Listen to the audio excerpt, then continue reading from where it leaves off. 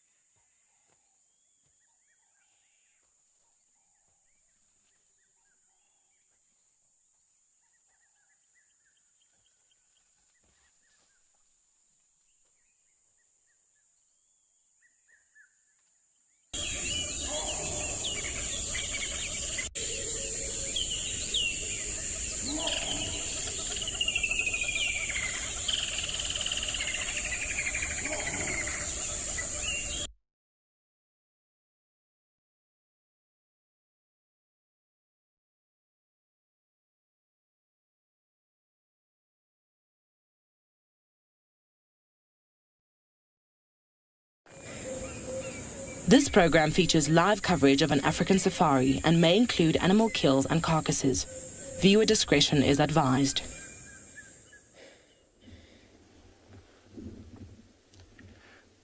Good afternoon, everybody, and welcome to Ngala's andBeyond Private Game Reserve.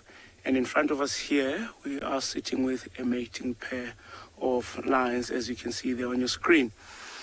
And with that, I say to you, welcome aboard to our safari live in the African wild.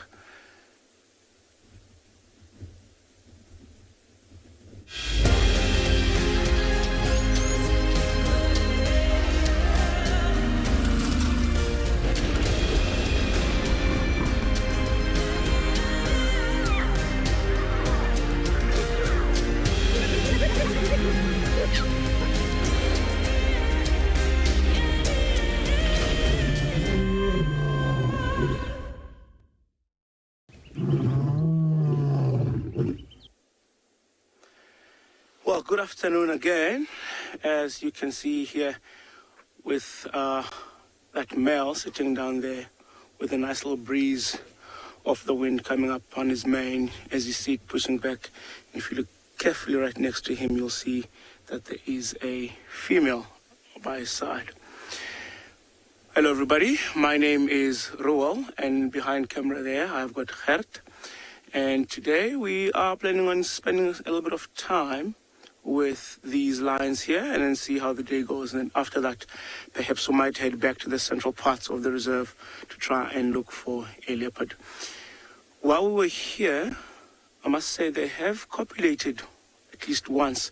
So we've been here for the past 15 minutes or so, and they have copulated once. So we're hoping that maybe they might copulate again or mate again while we're here, so that you guys can at least get to see that. But what's interesting is that this lioness, as was mentioned earlier on, is not from the pride that we normally get to see in this part of the reserve. It is from a different pride. But however, there are two males that are the dominant brothers here. So there is this one male, and there is the second one, which would be his brother. And he would also have to mate, so I'm quite curious to see when is he going to come to join, or if he's going to make it into this place, which would be very, very nice to see.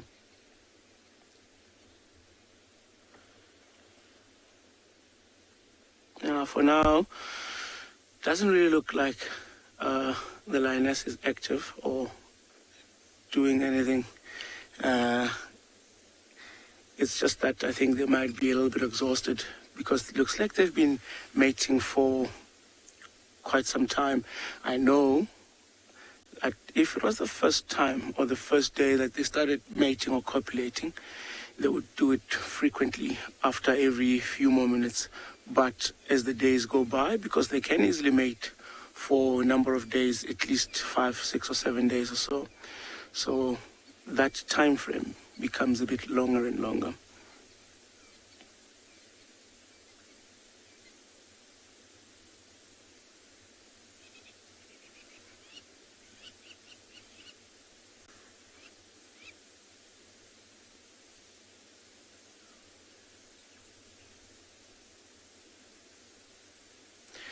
A very beautiful animal lions are. I think they're known for their strength and everything else, and today I think we might get to see them display a different side of them.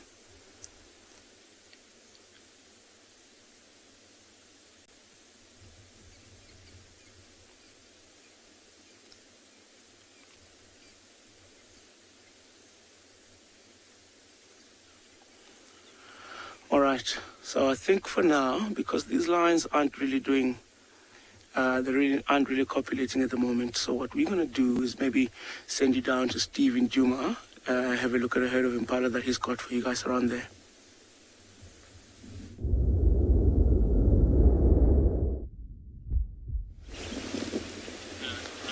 Good afternoon, everybody. Welcome to Djuma Private Game Reserve at the Sabi Sands. We haven't gone very far ourselves to find some animals. Our resident herd of impalas here on the open air of quarantine. And my name is Steve Olgerman, joined by Johanna on camera, and we are very excited as always to have you with us. And our plans for this afternoon are to continue on the discussion of ecology. And I know that to some of you, maybe the depth of the word ecology might seem a little bit much. So what I'm going to focus on now is the animals that we find and how is it that they fit in. For example, we've got a nice big herd of impala here. There's a male impala, there's a group of females with their youngsters, and how do we delve into the ecology of impala? Well, first of all, they're in a decent-sized group, are they not? So how do they deal with predators? They hang out in large groups. We know that their breeding strategy is one of flooding the market, having many babies at the same time, so that those that do get killed, there's plenty to supplement the growth of that population. Impala as well, their coloration helps them to actually get lost in amongst the herd. There's something known as counter shading, something that frogs' eggs also do as well. The frogs' eggs are counter shaded against the sky or against the bottom of the pond so as to make them almost invisible. And the way that the impala stands out to us with the ability to see color is very different from that of a predator. And so having the ability to be in these large groups and also the ability to melt into each other as numbers enables the impala to do quite well. And of course, we are approaching the breeding season. So the male impala that we probably started the show with there has got horns, whereas the females do not. So from an ecological point of view, impala do not fight for defense of each other or of their families.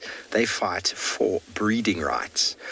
When you look at other antelope, other animals where both male and female have horns, the chances are that those animals, including the females, have got horns as a form of defense against predators. Where impala, how do they defend themselves against predators? They run. They try to get lost in the herd. They try to stay in the middle of the herd. And when they need to, if we look at the hips, the back legs are much higher or a little bit higher than the front, and their legs are spring-loaded. And when they take off, everybody, they are incredibly agile, and they're incredibly fast and can cover a very large distance in a short period of time. So ecologically, they've got those adaptations against predation. But what else have they got? They are ruminants. Many of the antelope species we'll come across are ruminants, which means that they're able to feed when the conditions are suitable and then go and sit out in an open area where it's safe to do so and protect themselves against predators. So the impala are edge specialists. They live in the thickets and out in the open plains. They like to go between the two habitat types. So that is part of their ecology. Vincent, do you want to know how they keep their coats so clean? Well, once again, another beautiful adaptation. You'll notice that the impalas are often licking or scratching themselves with their own mouth. Their teeth in the side of the mouth are actually slightly loose and operate sort of like a comb. So they're able to comb the majority of their body by doing so. And then another ecological adaptation that they have is something known as allo grooming. So sometimes you'll find it, you'll see one individual will stand face to face with another one, and they will scratch that one on the exact area. Can you see the one is busy scratching itself there now? Okay, you'll see that they will go and scratch the one on the neck or head area exactly where they need to be scratched or groomed, and the other one will reciprocate. And so they'll go through the process of allo grooming. Allo grooming is a process of bonding. It's something very, very common in many sort of social birds, in mating pairs, in baboons, in lions, something that helps to sort of pair them together or socially coordinate or bond that grouping together. So you scratch my back, I scratch yours is exactly a term of allo grooming. Same as we're talking lines of allo suckling, that's where individual females will suckle the cubs of another. That is a benefit to the family, benefit to the species. But of course, impala have an ecological adaptation out here, and they are food to everybody, so a very important animal out here. And well, we've got our rain roofs on this afternoon because there is some rainfall predicted. Let's go see how accurate that is.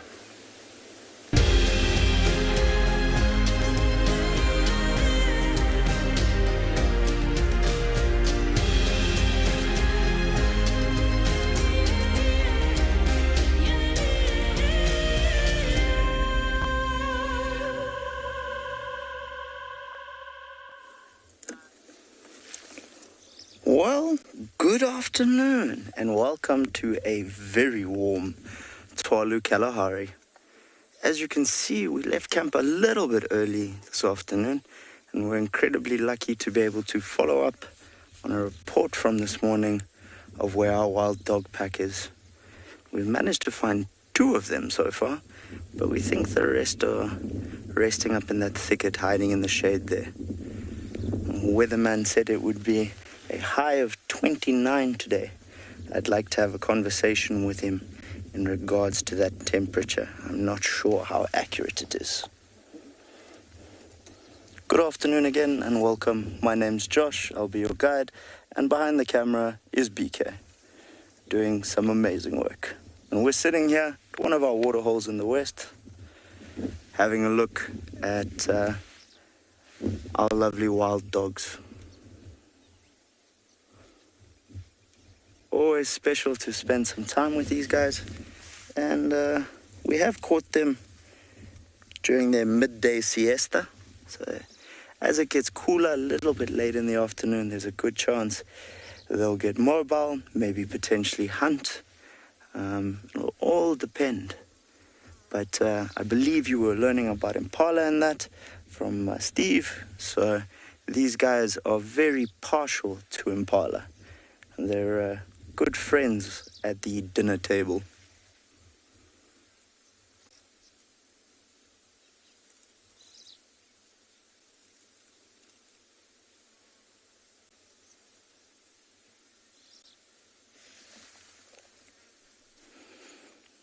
Some flies irritating them a little bit.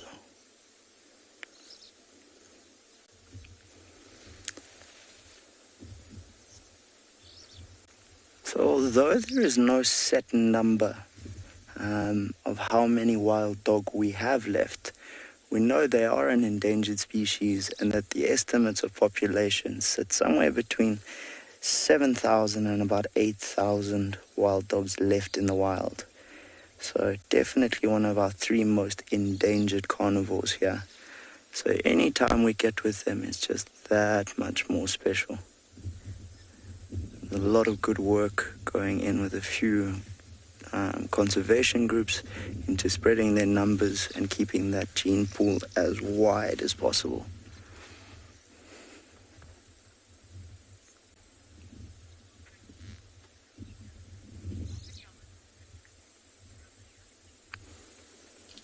So Ravinda, we have 4 wild dogs at the moment here in this pack.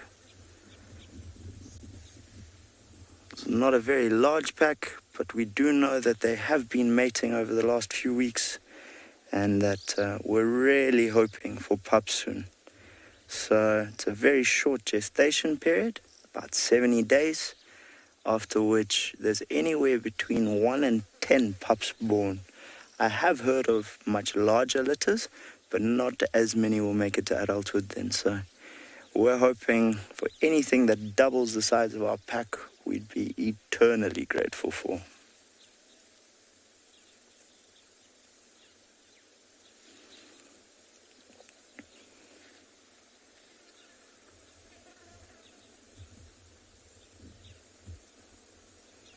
I do think they might have the right idea on this very warm afternoon.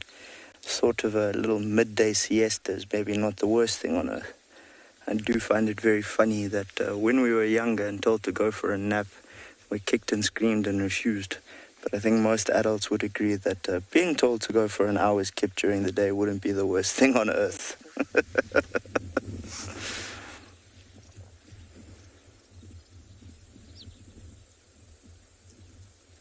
And those incredible coats will always amaze me.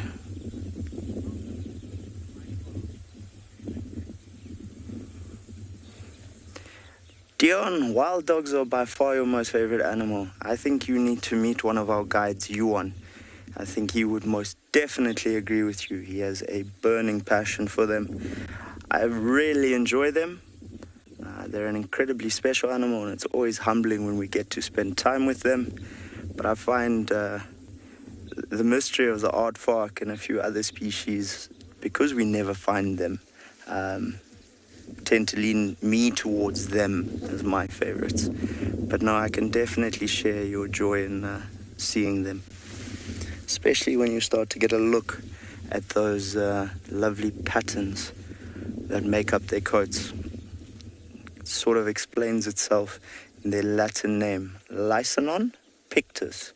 So wolf-like on one hand in the Lycanon, and pictus painted in the other, which kind of gives rise to their misnomer, well, not misnomer, but their other name as painted wolves, which I quite enjoy.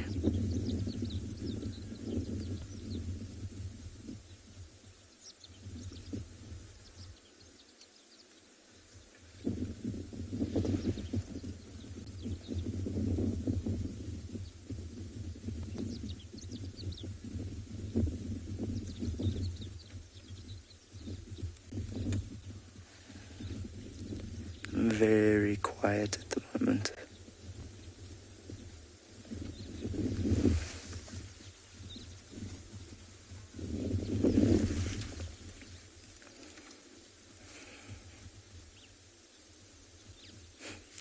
They're definitely being irritated by the flies.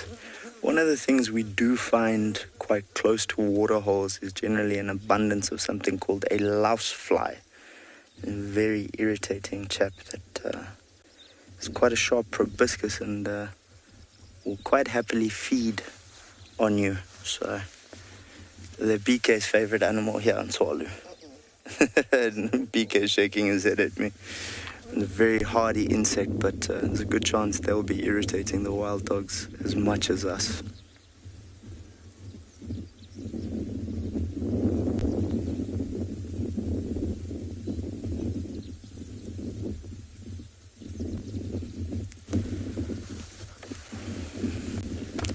Generally in arid areas, you'll find that carnivores' territories are much larger because of food. But these guys' advantage is the fact that they are the only pack on Tswalu, so their territory is the entire Koranenburg section. I'm going to spend the afternoon, or at least an hour of it, seeing what they get up to.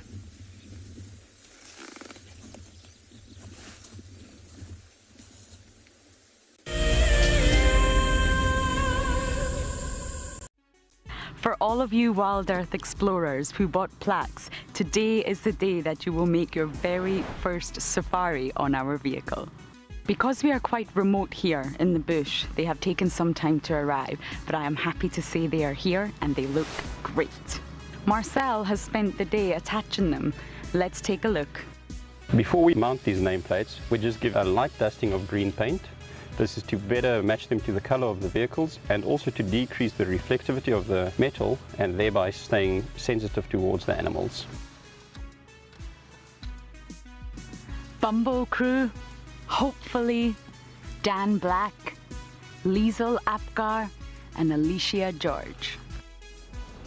Well, it's time for me to get ready to take you all on a safari. Let's go.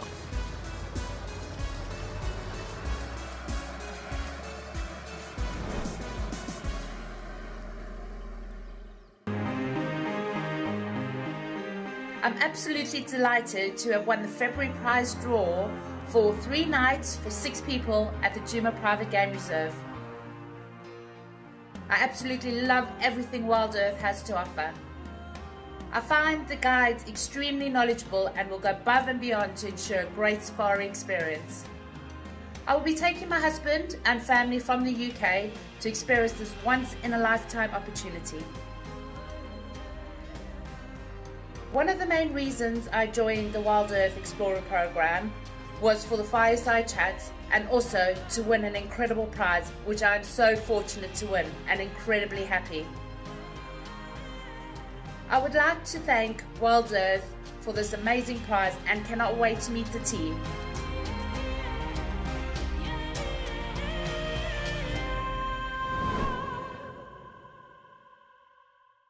Hello, I'm Marna, your WildEarth Safari Guide from andBeyond Ngala. What I really like about connecting with WildEarth viewers is that we get to speak to viewers instantly, and I get to show you this beautiful property. If you want to ask me a question, register on the WildEarth website. Simply head over to the live safari page and you can submit your questions there. Join me or one of the other guides twice a day on WildEarth.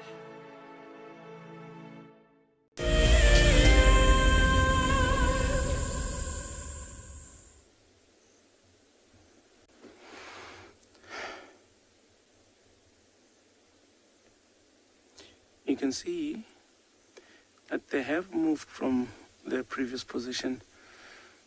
Earlier on, they were on the right hand side of the vehicle. For a moment there, I really thought that they were going to mate, but they just moved and lay down again on the other side.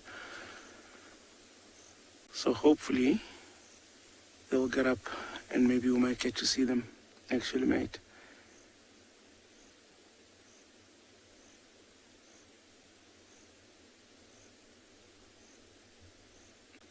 What I've seen in most cases is lionesses, because they are the ones that will initiate the mating. Sometimes the males do take charge. So what they do is use their tails around the male's face just to get his attention.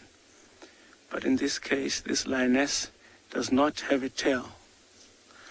So it just becomes interesting to see her still be able to pass that communication to that male without using the tail. A couple of yawns that they give, signs of them being a bit exhausted or tired. And I think we might be lucky. If you could just listen to the sounds that the male makes, I think for me that is the best.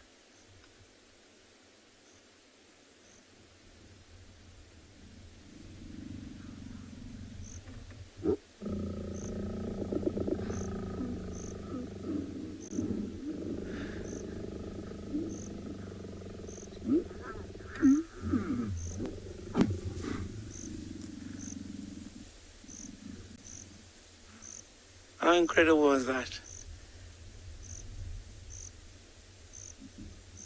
You see what she's doing? Now that she's copulated and she does that little turn onto her back, she's trying to get the semen just to cover all the parts inside her uterus so that it increases her chances of actually to conceive. And sometimes, if suppose this female had cubs, and this male was not the father and he was moving in, maybe to kill the cubs. Sometimes the females go into what we call fake oestrus, where they want to get the attention of the male away from the cubs. So what she will do, instead of rolling all the way down to the other side, she will roll halfway up and then go back down to the same side. Then you know that she's just trying to use that as a diversion. But in this case, you could see and that they've been here for quite a few number of days.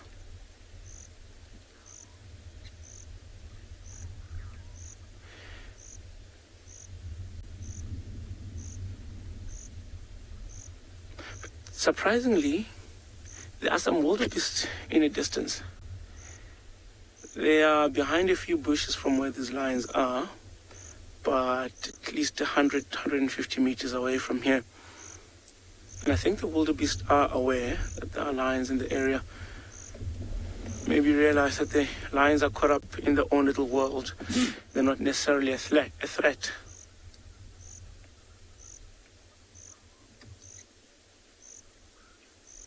But also the presence here of these lions. Normally where we are, there's quite a lot of general game, zebras and impalas full. But I think because these lions have been here since yesterday, none of those animals dare to come back.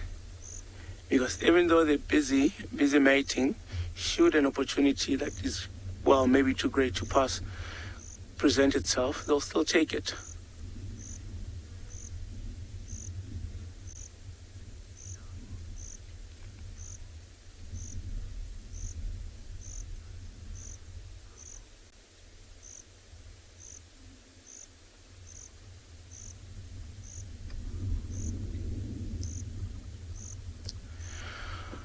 Alison, that's a great question. Alison wants to know how long they mate for. The mating itself goes for a couple of days, almost a week.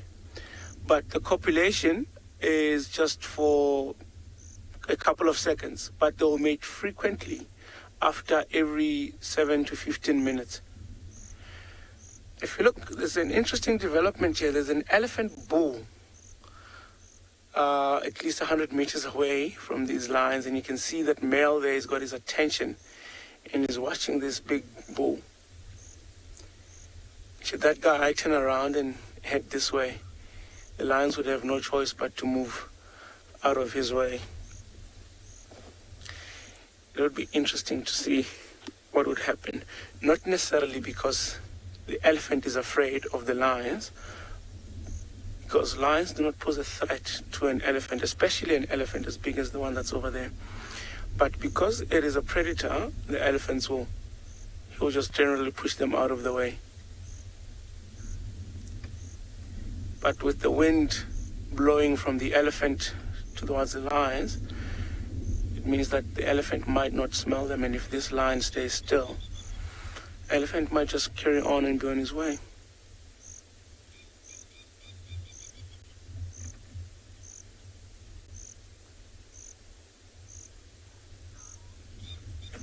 Yeah, you can see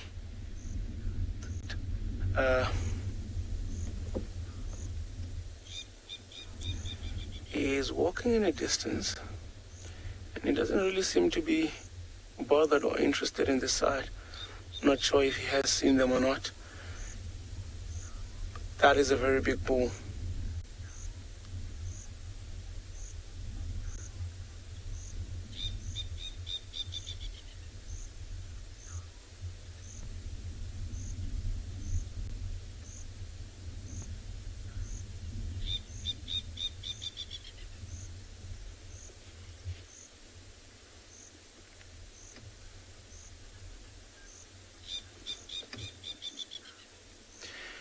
I think that elephant is carrying on in his own way.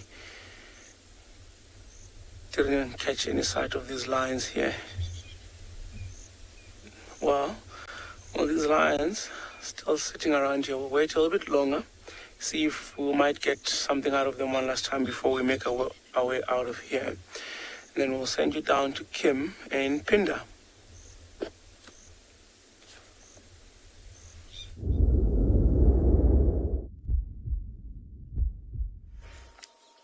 Welcome everyone. Welcome to andBeyond Phinda Private Game Reserve. As you can see, we've found some hippo that are being very sleepy this afternoon. And beautiful western section of our reserve. One of my personal favorite sections to go and drive to. So, my name is Kim, and behind the camera we have Craig, and we're going to be with you this afternoon. It's quite a nice, cool day. We've got some lovely cloud cover, which is really welcome. You know, in KwaZulu-Natal here we can get some quite hot weather. So it's turning out to be a really lovely afternoon. Gentle breeze. The birds are all calling. It's been incredibly peaceful right now. I'm particularly excited to be in this section because you can see it's beautifully green.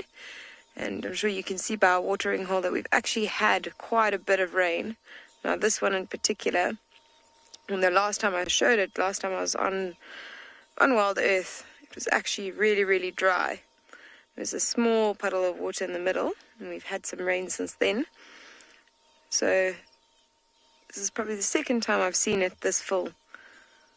So it's quite exciting to come and see how beautifully it's filled up.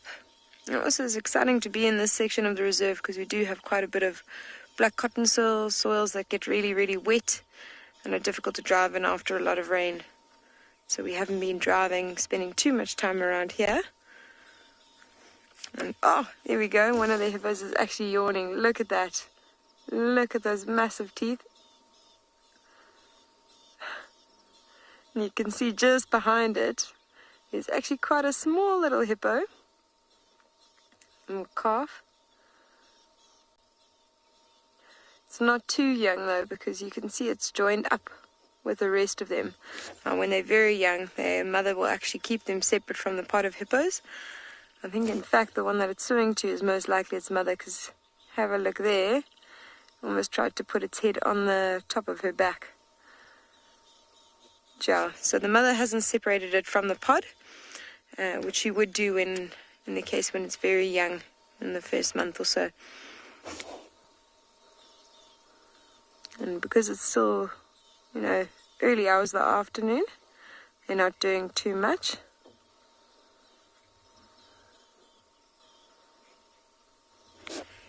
Jessica, thank you so much for your question, and what a good one it is. Yes, they do go out of the water every night, and sometimes during the day. I've actually been lucky enough to see them out during the day a few times myself, because animals, you know, you can always, there's a lovely saying, if you read the textbook, yes, they only come out at night. If you believe the textbook, then you're going to miss out. But generally they'll come out at night because they've got very sensitive skin, and they need to feed at least once a day. So they'll come out in the night. In fact, I'm trying to see some prominent hippo trails. If we look on the right-hand side of the watering hole, you can see that there's some prominent hippo trails that you can actually see how they've worn them away by coming in and out of the water. And that'll be part of their daily routine. Every night they go out, they find some grass, and then they come back. They can actually walk up to 11 kilometers in an evening in search of food. But luckily these hippo don't have to do this, because you can see they've got a lot of grass around them. So they don't have to go very far at all. Got a lovely Impala ram actually just between those two paths.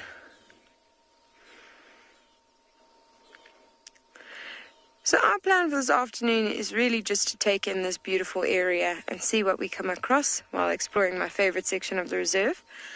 So while we go in search of something and see what the bush has to offer us this afternoon, we're going to send you over to Taylor.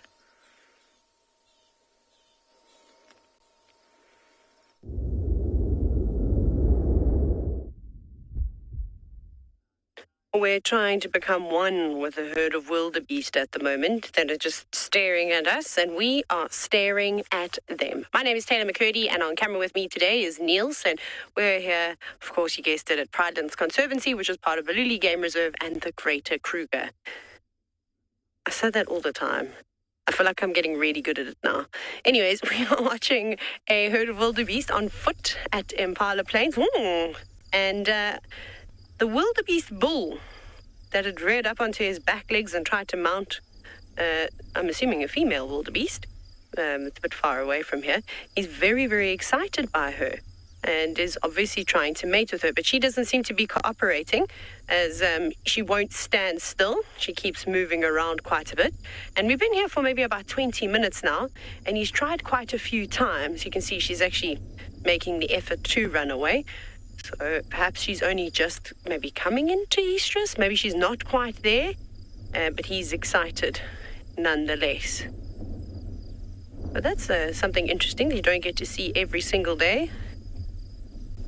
And normally when it comes to mating with a lot of the antelope species, it's quite quick. So they don't need to mount the female for very, very long. It's literally happens in just a matter of seconds.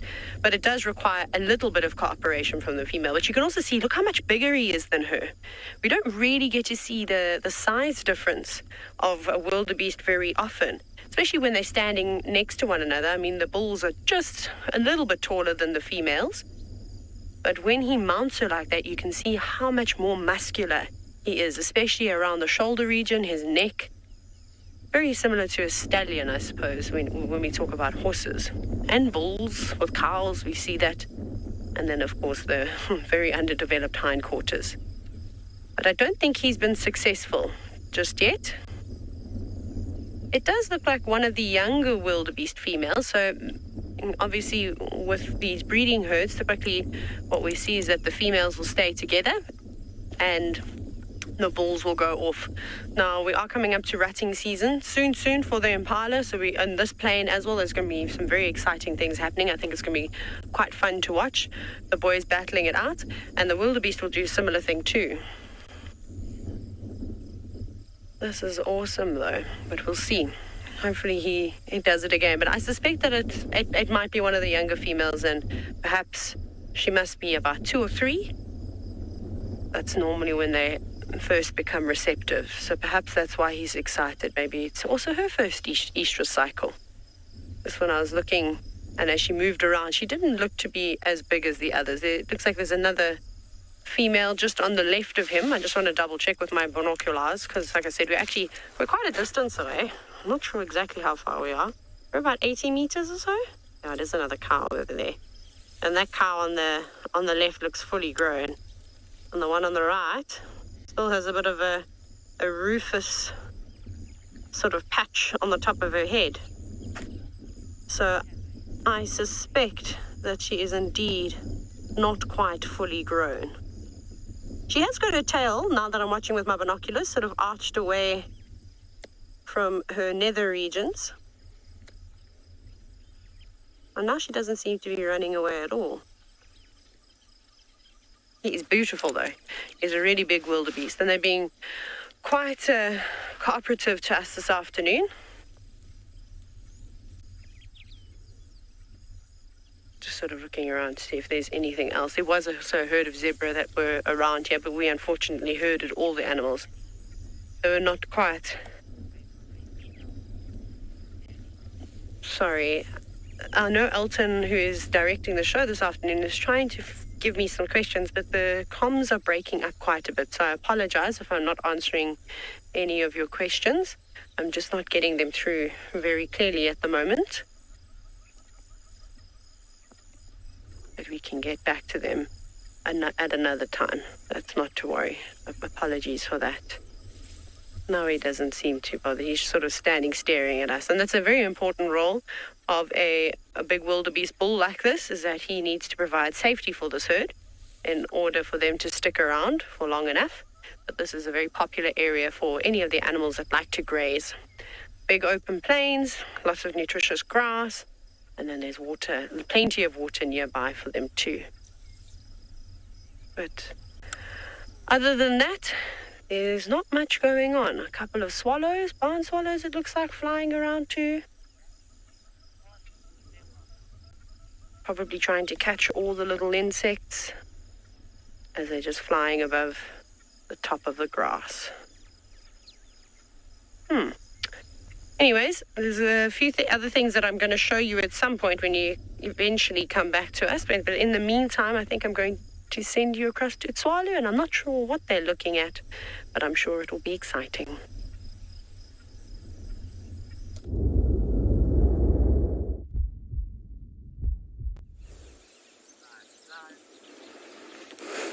Well, folks, as you can see, I think we can safely say we've done almost as much as the wild dogs, which is to say not a lot.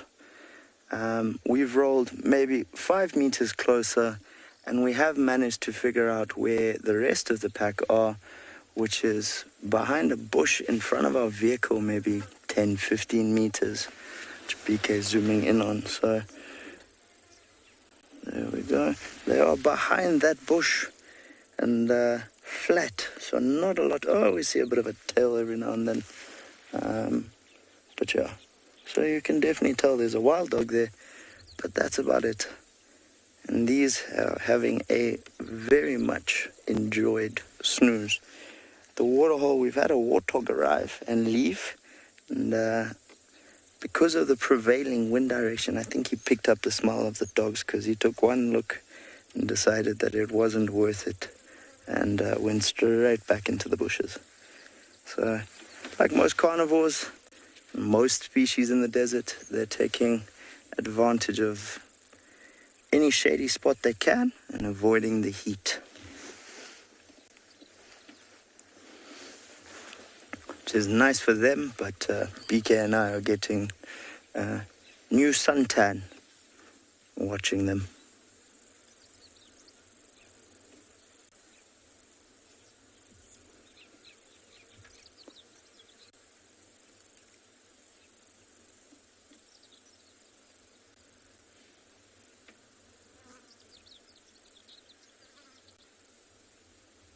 very peaceful at the moment. There's quite a large cloud built up around us. A good chance for rain again by the looks of things. Our rainy season should end towards the end of April, so we'll take everything we can get between now and then.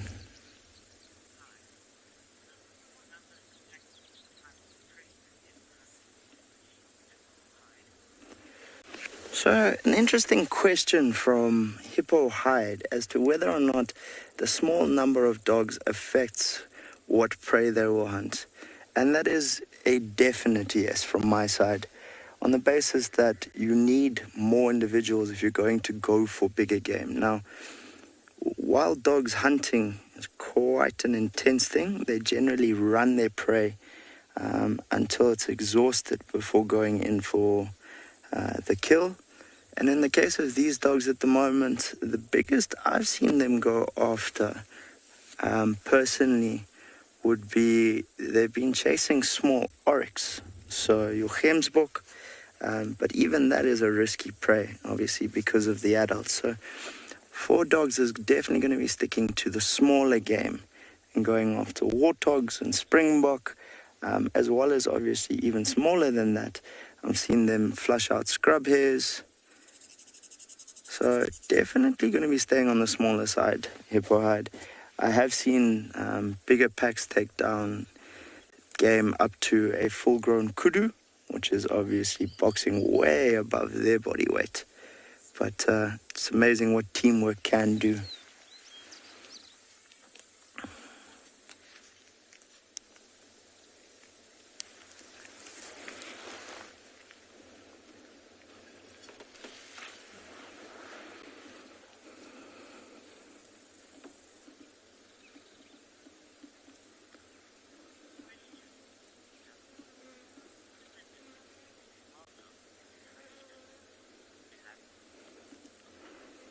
So, quite a fun question. What are the differences between a wild dog and a hyena?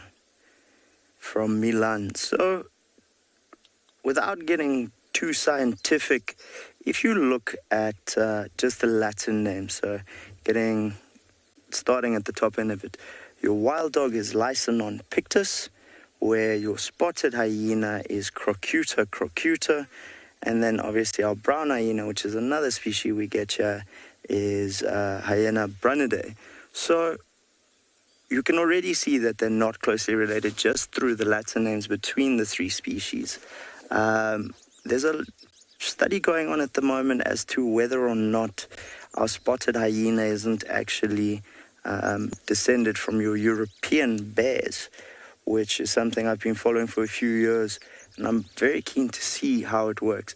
If we look at the body build as just a visual thing, your hyenas are obviously a lot bigger. It's quite a large chest coming down into a sloping lower back to much shorter hind legs. So just visually you can immediately see that there's a difference. Obviously they both belong to the carnivore family or carnivora. And then if you look at patterns, jaw structure, there's quite a lot. I mean, genetically, they're very different. Wild dogs don't have a pseudopenis, hyenas do. So there's a huge amount. These guys are true dogs. And then your hyena kind of sits in this very strange little spot on its own. So there's a huge amount different there. And I'm obviously just glossing over little bits of information here and there to give you a bit of a bigger picture. But I mean, if I had to build a list, I think you'd find there'd be a good 30, 40 differences you could easily build up without too much effort.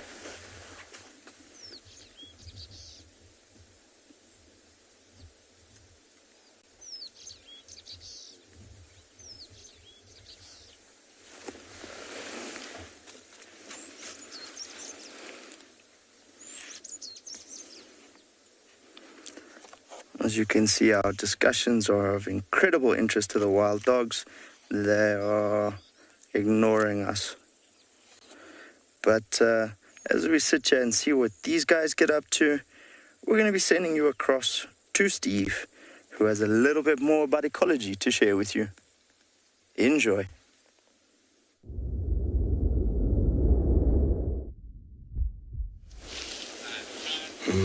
Thanks, Josh. Well, welcome back to Djuma, and welcome back to one of the wild dog's favorite food sources here with our impalas here in the woodland of the savannas of the Kruger, where shade is a very important part, as you saw. With the shade, the wild dogs are spending some time underneath. So the shade of the Kruger, and the savanna, should I say, allows for a much diverser range of antelope and animal species. You go to more desert-like areas, and animals have to specialize so as to survive in areas with less shade and with high temperatures. But now, some important points to discuss, seeing as there are wild dogs in the show and some impala, is there are two different types of competition that is important to remember from an ecological point of view. One is called inter-specific, meaning international or between the species, and one is intra, meaning between the species. Now, we spoke briefly about the between the species before, with regards to male impalas fighting for rights to mate with females and how these herds hang out together in groups so as to keep themselves safe. It's all pretty selfish, to be honest, but that is between the species. But inter-specific would be, how do impala respond to wild dogs? They respond very differently to wild dogs than they do to a leopard, or a lion for that matter, or a hyena, but quite similarly to cheetah. So they spot a cheetah or a leopard or a lion, cheetah or a wild dog, and they start doing that very fast, very powerful and very springing rocking horse gait, also known as pronking or stotting, which enables them to cover a vast distance, showing fitness, showing strength. So showing the wild dog and the cheetah that myself individually is very, very strong. Go for that fellow over there who's not as strong. So that is a dual purpose. That is inter-specific combined with intra-specific, because they are competing with each other to stay alive, and they're showing off their fitness so as to not be selected by the predator as the easy meal. So all of these things are so easy to interpret when you think about it and you start looking at animals, what they look like, what they're doing. And right now, the impala are going through a feeding frenzy. When we found them, they were all sitting up ruminating, making the most out of the vegetation. And the vegetation itself has taken the energy from the sun, nutrients from the soil, both of those non-living abiotic factors. They've used the chlorophyll in the leaves themselves to produce food, and they are called primary producers. And then the primary consumer, being the impala or the Ngala, eats that food and turns their body into food, which then breaks down once more into the food for the secondary consumer, being the wild dog. So all of these things are interconnected, and we'll be discussing them more at length while we send you over to Trish, who would like to say good afternoon.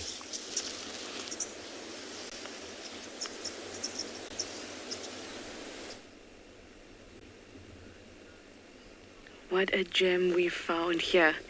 It's a black-chested snake eagle. Now, often we get to see the brown snake eagle, but this is a black-chested one. This is so awesome. I think it's the first one I've put on camera. So that's very, very cool. Ooh, very exciting birding this afternoon. Please excuse our rain roof pole. We're expecting some rain, I'm sure Steve would have told you. Hi everyone, it's me, Trishala. I've got Mpo on camera with me, and we're actually in the northeastern parts of Djuma today, or at least for now. And we're hoping to find lots of little gems exactly like this guy. This is very exciting. I'm so happy to see it. Now the reason, or the way we can tell that it's a snake eagle, or the way that I found out that something was a bit different about it, was the fact that it's got no feathers on the legs. And I know that snake eagles have no feathers on the legs, but certainly a brown snake eagle does not look like that. It doesn't have a black chest. And I thought, oh, it's the black-chested snake eagle. That is awesome. We don't see them very, very often. Sometimes at first glance, if you don't look at the legs, you might think it's a martial eagle, but it's looking too small. Or you might think it's a hawk eagle, but it's not speckled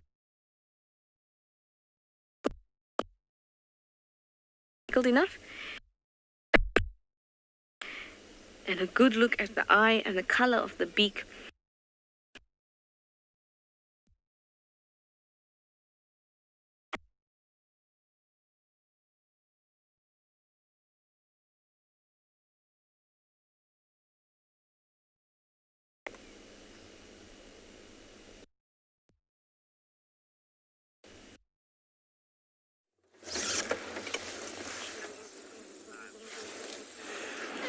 So folks, we apologize for the tech issues, but you're back with us on our Wild Dogs.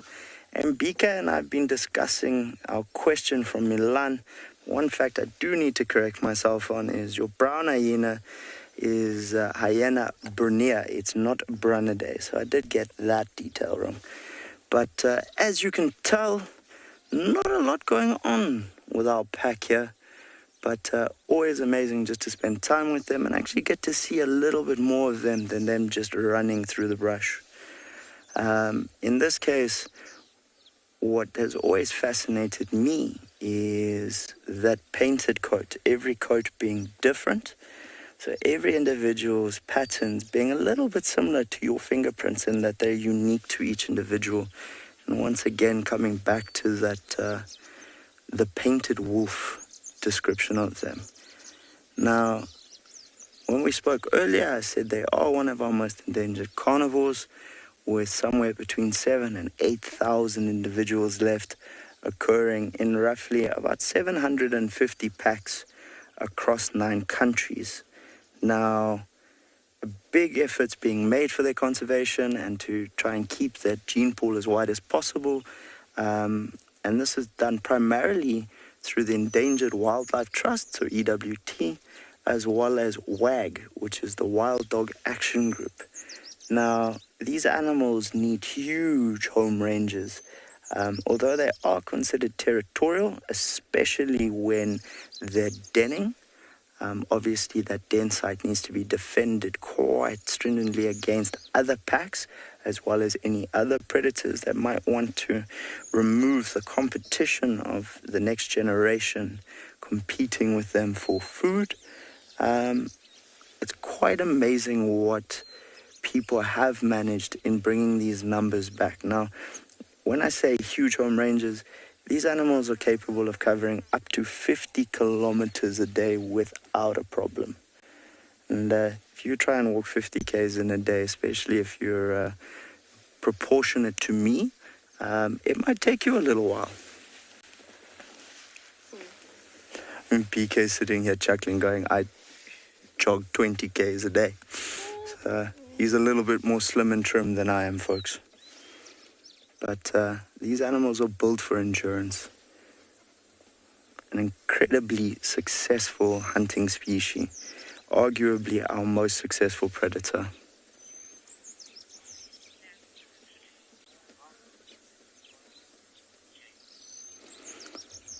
So, a question from James. Are there any plans to introduce more wild dogs into Tswalu?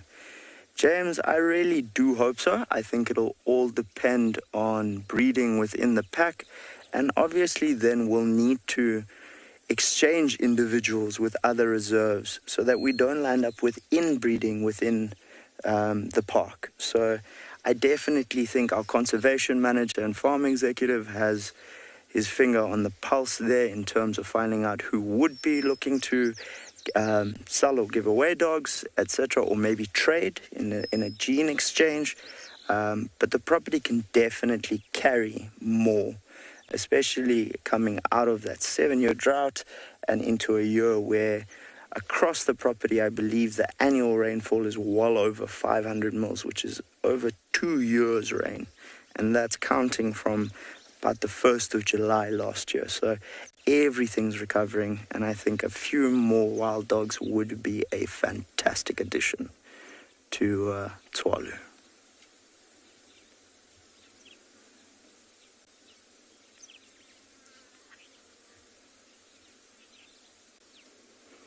So I don't think we're going to be going anywhere anytime soon.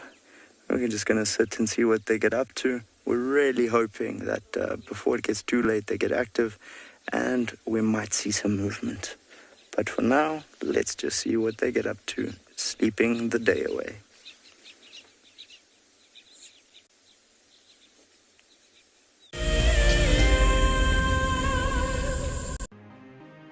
It's the month of March and WildEarth is offering you the chance to win a brand new prize. Sign up to be a WildEarth Explorer and you could win a 5-day eco-training ranger experience for 2. Eco-training is the pioneer and leader in safari guide and wildlife training in Africa. The lucky winners can look forward to approaching dangerous game on foot, tracking and 4x4 driving, learning about animal behavior, and even spending one night sleeping out under a blanket of stars. In addition, you will also get the exclusive opportunity to join the WildEarth team on the broadcasting vehicle. Sign up to be an explorer now, and it could be you that wins this life-changing experience. Terms and conditions apply.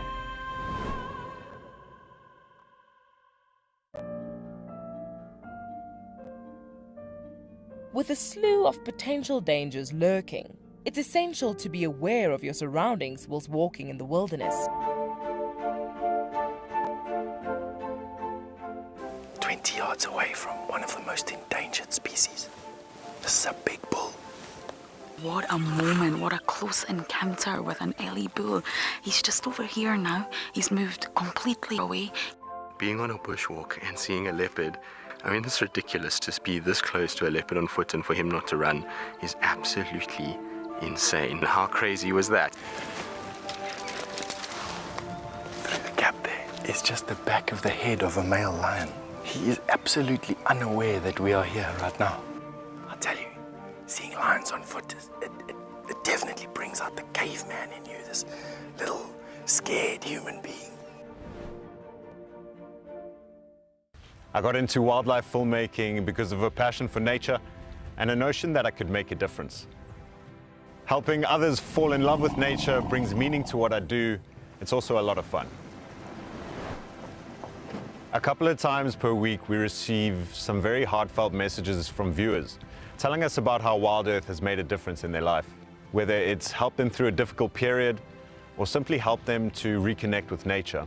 I think that's why we do what we do.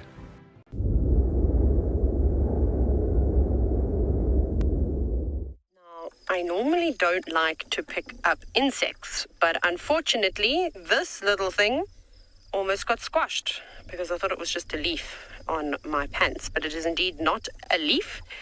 Well, it's something that looks like a dried leaf, and I don't know if we've ever seen anything like this live on WildEarth before, but this is one of the twig wilters, and it's got the most amazing camouflage. It's in the genus Pephricus, and even when you watch it walk, can you see how it does a staggered walk? Very much like a chameleon does. So that when it is moving on a blade of grass or a plant, that it would essentially blend in very, very well. Now, twig wilters are quite common, but to see one of, I suppose, this kind of camouflage or mimicry, it almost looks like it is mimicking a leaf, is quite special. And what I think is quite funny about it is that normally twig wilters, they've got a very long proboscis, very similar to a butterfly, which they'll use to pierce into the plant and feed on the sap, get right into the xylem and the phloem. I feel like I'm always talking about the cambium layer either on trees or the xylem and the phloem in the tissue of these plants, of the grasses and things like that, and herbs that we find. But essentially what they do is they'll suck out all those juices, and that's where they get the name twig wilter, is that the leaves will end up dying. I think this is just fantastic. So I think it's a little bit panicked right now. This one, I don't think can fly, but I'm going to put it down. No! I'm sorry. Okay, it landed, it's safe, it's on the grass. Whew. Sure. Well, it almost got blown away in the wind. Anyways, and I must tell you what happened to me while I was at one of the other eco-training properties, training some students not too long ago. Driving up early one morning, and the next minute I felt something go like this on my hat. And I went, okay. So I sort of stopped, and then I touched my hat, and I felt something, and it was big. So I did that, and the most revolting smell exuded from this insect. Anyways, it turns out it was one of the twig wilters, and we're seeing lots of them at the moment. Not that kind, a different kind of twig wilter. It almost resembles more of an assassin bug, maybe if you're familiar with what an assassin bug looks like. So that was quite something. I had to go home and change. I was gagging. It was not very fun. The students were all laughing at me, of course. I felt very, very sick. Pippa, now you said that that was a very cute insect. It was. I suppose if you enjoy insects and you think that they're cute, I agree with you. Particularly caterpillars, my favorite, but that was quite an unusual one. So I did take some nice pictures, which was really epic to see. Now, we've actually spent most of the afternoon out here on Impala Plains. The wildebeest haven't moved, which is really exciting. So I'm hoping that the more time we start to spend with the Plains game, the more they hear my voice, the more they smell our scent. They obviously smell our scent and they hear our voices often, but I just want them to get used to me, because it would be really great to start, for them to understand that we're not here to hurt them. As you know, we as humans have been hunting animals for a very long time. We look like predators. We stand upright. Our eyes are forward-facing on our head. We normally beeline straight towards these animals. So they're quite terrified of us. And it's been like this for a very, very long time throughout the entire world. So once they realize that we are not here to harm them, and we obviously walk all over Pridelands all the time, but if we can just consistently come here, they will relax.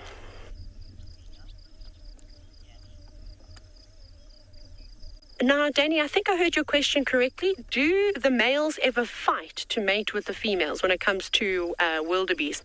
100%. But essentially what happens is the males, they'll come out here and they'll try and find the best spot in order to attract females. So for a wildebeest, when he decides on his territory, it's going to depend on how fit, how strong, how experienced he is, because in an area like Impala Plains, he's going to have many contenders wanting to take this away from him. So he'll stand his ground around here. And yeah, anyways, this is, like I said, we always see wildebeest here. The breeding females will come through and they'll probably stick around here for quite some time. But perhaps, there is another wildebeest bull that thinks he can challenge this male. They will definitely fight. But they're not necessarily, they're fighting for females, but they're really fighting for the space, because the space is important, and the area that they've got is what's really going to attract the females. The females are not going to go into a middle of a sicklebush thicket where there's not really good grazing around. That's not good for them. Wildebeest are quite specific about the grass that they like to eat.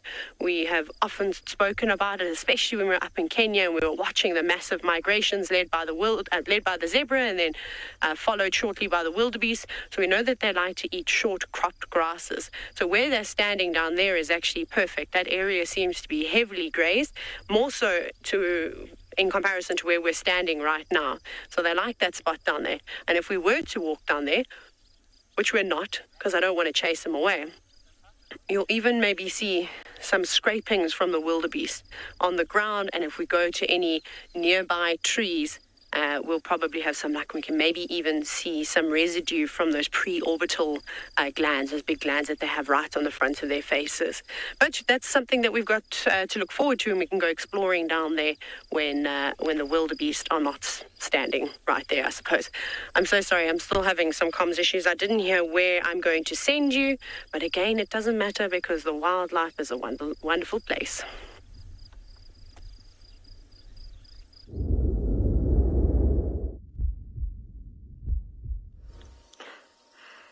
Thanks so much, Taylor. Yeah, this poor buffalo bull has certainly been through his fair share. You can see he's not in the best condition. He's actually missing an eye. And as you can see, his left ear has been ripped and is bleeding quite profusely. Now, I've got a few theories as to why this happened. My personal theory is that he might have got his eye stuck on a thorn or something, and in his panic managed to sort of shred his ear a little bit. They do rub their faces and heads in thorn trees quite a bit, because as you can see, the holes on the top of their horns have little crevices in them, and they actually have horn-boring beetles that get in there and irritate them quite a lot. So they often scratch their head on thorn trees. He's just gone behind us. Let me see if I can turn around and get us another view. I think that's what might have happened to this buffalo. And while we've been watching him, he's actually been trying to get rid of flies and things that are feeding on that blood on his ear. And he's making it a lot worse. He's scratching it a lot.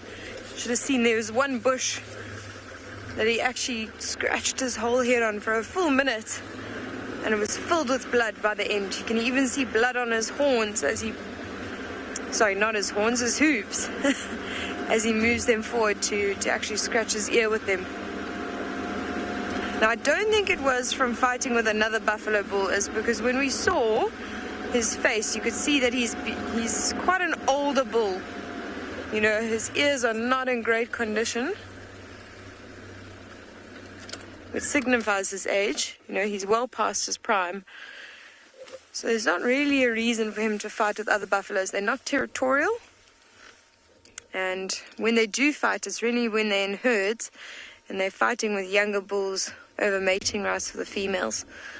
So there's not a huge reason for this buffalo to fight with other bulls. Also, if we look at the back, you know, we had a good look at him. There's no other scratch marks, no other indication of a fight.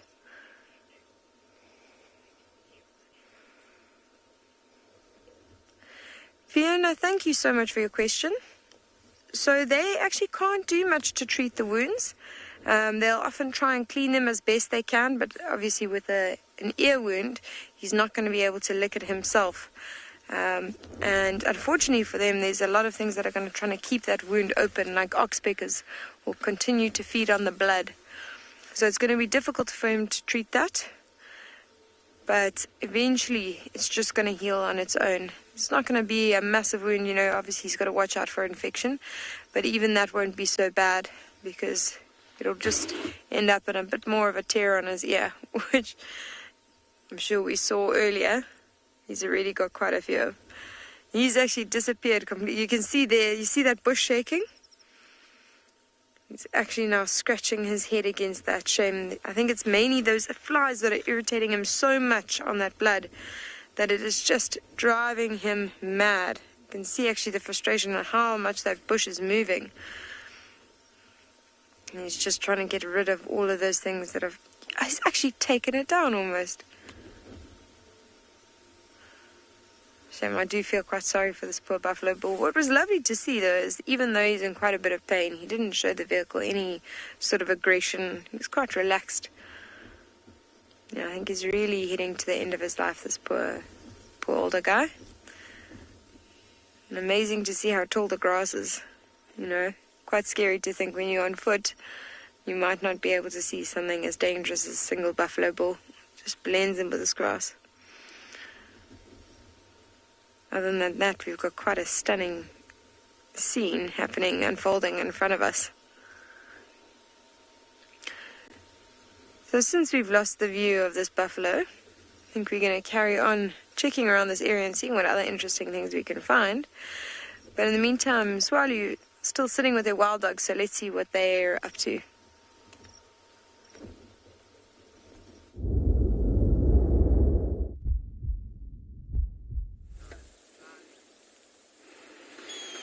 So folks, our dogs did move, or at least our alpha pair did a whole 8 meters, but we managed to find the 4th member who also decided to change positions a little bit and come out a bit more in the open. But myself and BK were just discussing something quite unique to the dogs, which is they have a very strong smell. So when you're downwind of them, you get this very, don't quite know how to explain it, but almost very different spicy smell. It's a very distinct smell, and it's one you can actually often use almost to find out if they're in the area. And as you can see, this pair's moved into the open, so there was a little bit of grooming going on. It's this female, and it's almost like the male's looking for attention, but she's definitely not interested at the moment. So where they are now, they've got a much more open view of the waterhole if anything should come down to drink. So you can see it's just there. But on the alternate side, it also means their prey species can see them a little bit more clearly.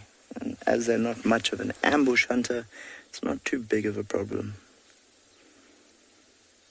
Getting a nice look at that very beautiful coat. Obviously, this is a waiting game more than anything else. Until it's a little bit more cool, they're not going to be doing an awful lot. Those lovely big ears.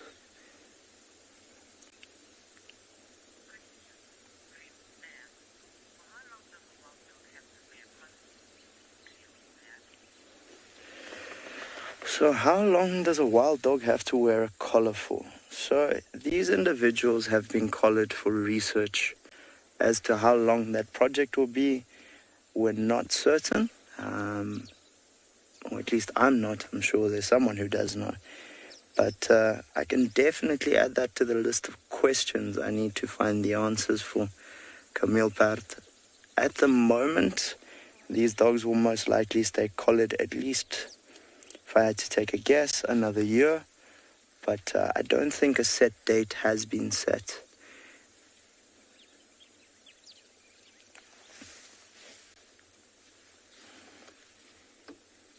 Obviously, these collars don't impact their lives in any significant manner at all. Some of them are telemetry, some of them are satellite. It gives us an idea of their movements and that. But they don't have a negative impact on the animal. It's always a big thing we do have to point out.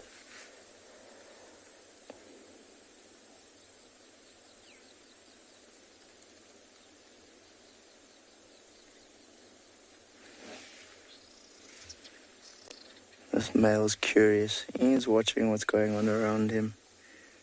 BK also across. He keeps lifting his head as different sounds happen. So he's definitely watching what's going on around the waterhole.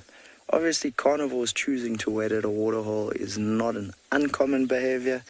It's something that a lot of them do, especially in the winter months when game is forced into the main waterholes that are left and there's not a lot of water in the veld.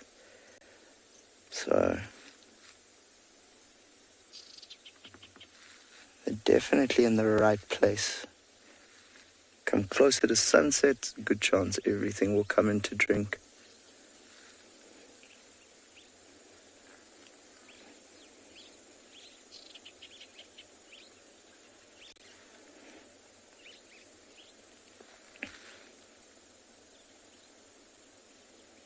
I think these flies are definitely driving him crazy.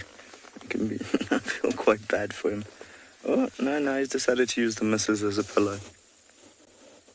Yeah, those are definitely louse flies on them. Don't know if BK will be able to zoom in a bit more. I'll try and give you a look at this rather annoying parasite which keeps hopping in and out. And that bite it's got a bit of a sting. You can see one popping in and out there. They're all over them, constantly moving, and that's what's driving them nuts.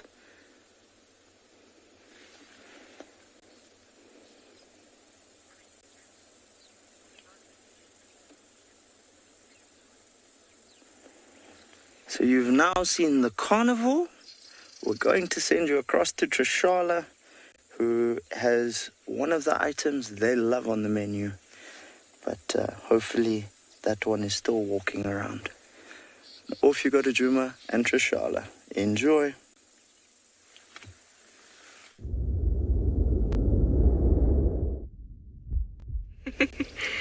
Yes, Joshi is still walking around. But certainly something that the wild dogs love. I shouldn't say that too loudly though. Look, as if in his ear moved. Well, we have a really beautiful Impala ram. Nice big horns. He's on his own, at least as far as we can see, deep in the grass, and that's why I wanted to show you. I mean, it's not the best visual, definitely not the best Impala sighting we've had, but he looks really, really majestic there amongst the tall grass. Now, like I said, he seems to be by himself, so maybe he's starting to feel that territorial urge coming on. As we've seen many of the males, rams around already feeling that urge as the rut approaches.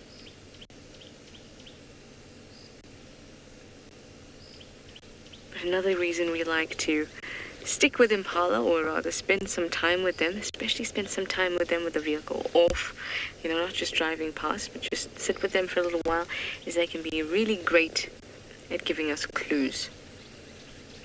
Yes, you are. Now, their alarm calls are not they're not the most reliable. Sometimes they can get spooked by something, and one Impala will set another one off and set another one off, and all of a sudden you have this cacophony of Impala alarm calls and nothing to be seen. But it's always worth a shot. I would say for me the most reliable alarm calls are the vervet monkeys, the baboons, and kudu. Kudu is for me the ultimate alarm call. Apart from the fact that it sounds so commanding. You hear a kudu alarm call and all of a sudden you think, no, I have to go there.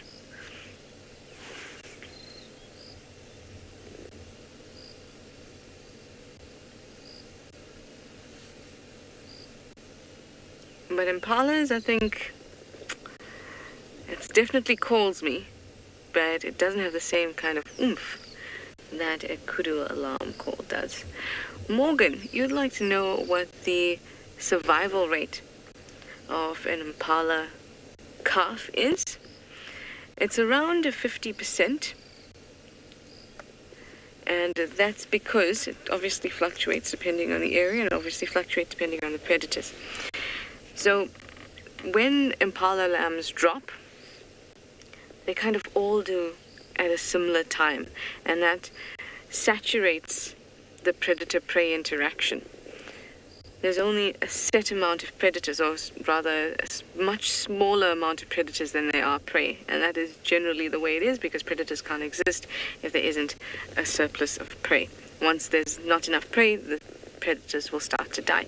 So this relationship exists where we have 300,000 Impala in the Kruger area and maybe 1,000, 1,500 lions and leopards. So there's a big difference.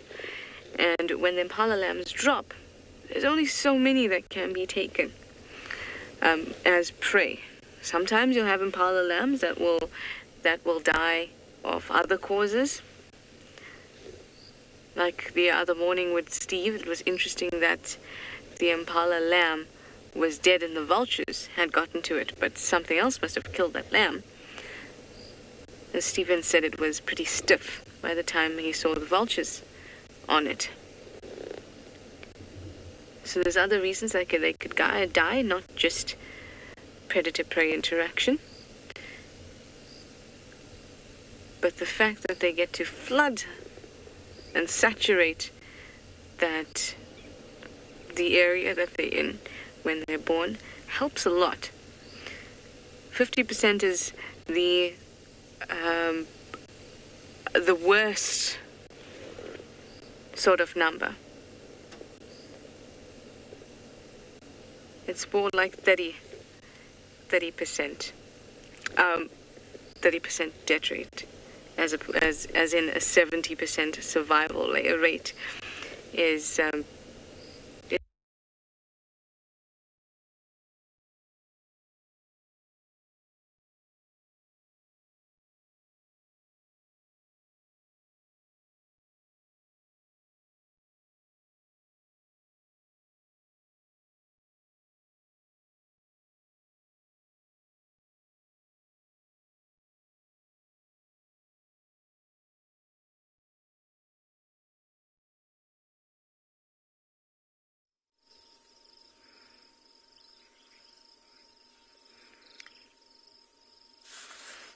So welcome back. We've left that poor buffalo bull to deal with his problems. And we've come across some elephants. Sorry about leaving your last sighting. I think we had some problems with signal, which can be expected when you're out in the wild. But luckily we've managed to find something really majestic to stop and look at. You can see we've zoomed right in on this elephant's face. And it's just a beautiful picture. You can see how massive his trunk is. And you can see those indentations on the forehead as well. Really, really beautiful. Really thick trunk. You can actually see he's picking up his trunk now and he's smelling us. We're actually a bit lower down. We've got a bit of grass. It's almost obstructing him from this angle. So you can see he's picking up this really lovely nutritious grass, stuffing his mouth full of it. So they predominantly feed on grass and branches, a little bit of bark and roots, berries if they can get them, especially an elephant bull like this one. You know, when he goes into must, which he's not in now, you can see there's no secretion of the temporal glands. I can't smell anything. I'm just going to reverse a little bit. And there's no dribbling of urine between his legs. I'm going to see the second elephant bull now. Just going to give him a bit more space.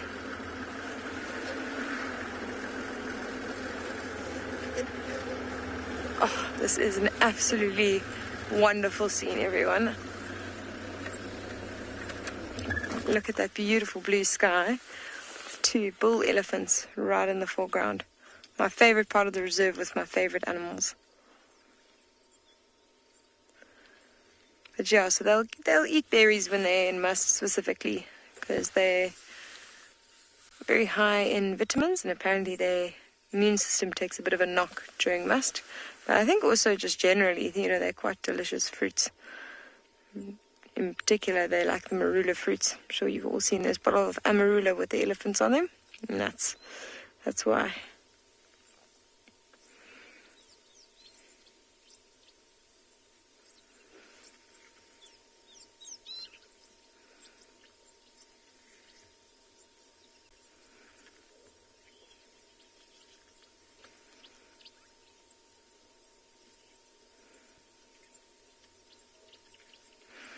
Mikanova, thanks for your question. No, they do not need to be in must in order to mate. A must is not necessarily directly linked to mating, so they can mate at any time. You'll actually see that quite a few elephant bulls, if they find a female who's in estrus, there can be quite a competition amongst themselves. It can actually be something quite daunting to watch, because you'll see this poor female fleeing with a few elephant bulls in hot pursuit running right after her. I think what might help is that added testosterone just makes those elephants a little bit more aggressive and probably a little bit more sort of pushy towards the other bulls, which might make them a bit more intimidating and might help them sort of out-intimidate the other bulls when trying to mate with a female. It's lovely to actually... I'm just going to reverse again, give them a little bit more space. They're starting to walk a bit closer to us. And then I'd like to compare the size of both these heads, because the one on the other bull, you can actually see is quite a bit older. It'd be really nice to have a look at those 2 different trunk sizes in comparison to each other.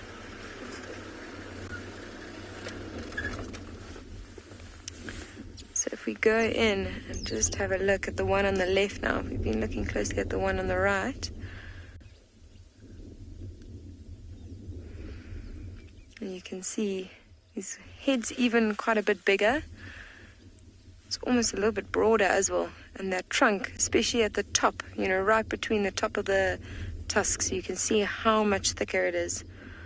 He's even got a little bit of sleep in his eye.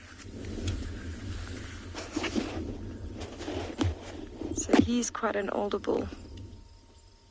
And if I'm not mistaken, this actually might be the oldest bull that we have on Phinda. He seems to look quite familiar. And just based on his tusk size, because I know our oldest bull has massive, massive tusks. One of the biggest tusks that we've got on the reserve. We've also got a lovely tusker from Tembe Elephant Park that we've recently added to our herd. He's got massive tusks, but this bull also has quite impressive ones. One slightly more angled than the other. And just based on the size of him, I would say he's very old. You know, they live to about 60 or 70 years old.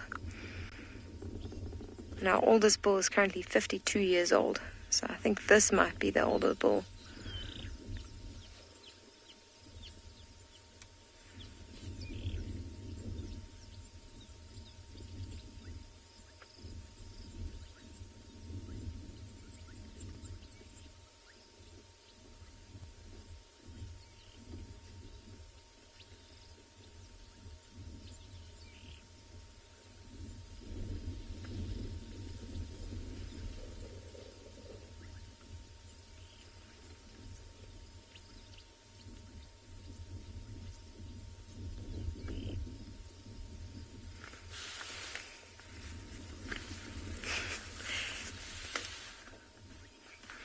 So you just saw that elephant whack the grass next to his ear. He's just dusting off a little bit of the dirt that's caught on the roots there. So what we might do is just sit and take this in for a few more moments. As I said, I absolutely love elephants, so I'm in no rush to leave. But in the meantime, we're going to send you over to another reserve and see what animals they've managed to find for you.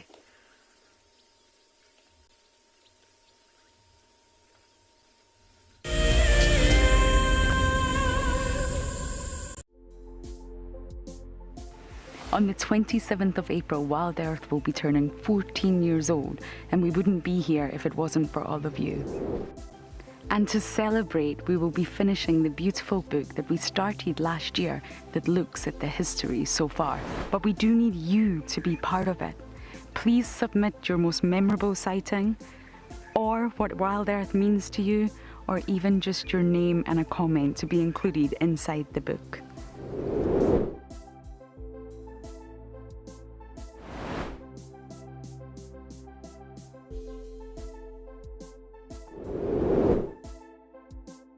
Head over to the website to add your name and reserve your copy. We are offering a 20% discount on all books bought before the end of March. And a big thank you to all of you who have contributed to the book so far. WildEarth explorer Jenny recently joined Tristan as he broadcast live from Djuma. Awesome to kind of have a guest on board. I'm looking forward to this. This is Jenny. Hi everyone. And Jenny is the first of our Ticket to Dream holders. If you want to go on safari with a WildEarth guide whilst honing your bush knowledge and of course featuring in one of our shows, then head over to our website. Literally being with Tristan on the vehicle today has been incredible. It has truly been a dream come true. Sign up to be a WildEarth explorer and you could be making your first ever on-screen appearance. I would highly recommend being a part of the Explorer program and being able to be a part of an interactive live drive.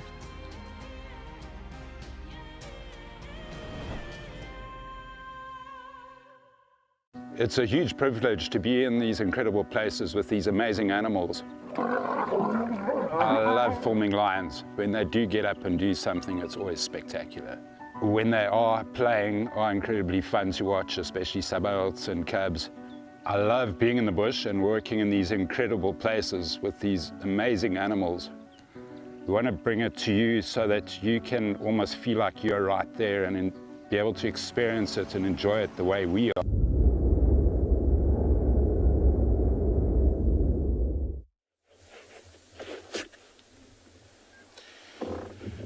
We are actually sitting in one of the most thickest parts of the property. We are on the southern bank of the big Timbawati riverbed, and amongst these tall grasses there's a very large troop of baboons that were on the road earlier on, and looks like they are trying to find something to eat while they make their way towards the riverbed where there's tall trees, and I think that's where they plan on settling in for the night. I think I'm going to move forward a bit, see if we get a little bit closer, maybe from where they were we might actually get to see them as they walk away, they walk into the thickets there. But earlier, when we were here, we would see every time they would walk on the road, they would keep looking back and forth. Like one of them would maybe stand up just to have a look, because it is incredibly thick and there could be anything lurking around amongst these tall grasses.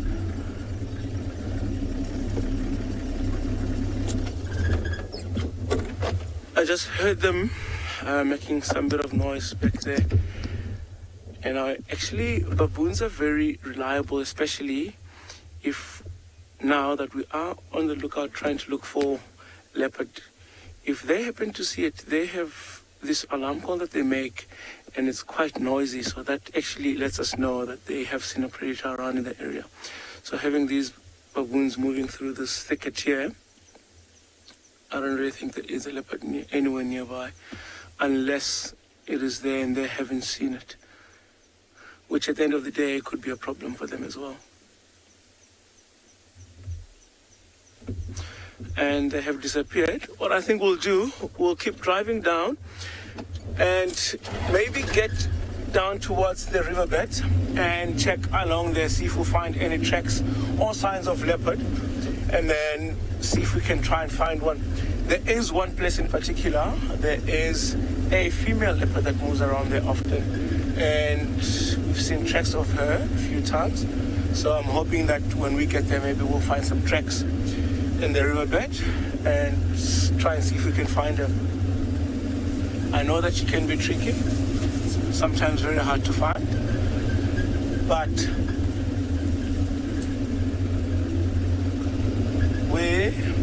we'll see how that goes. So we're gonna head down, maybe drive around there. If nothing, drive on the banks of the Timbavati River.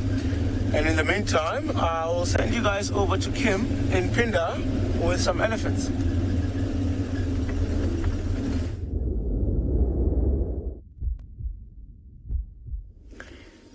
Welcome back. As you can see, we haven't gone very far. We've stuck with our elephants. With these elephants, sorry.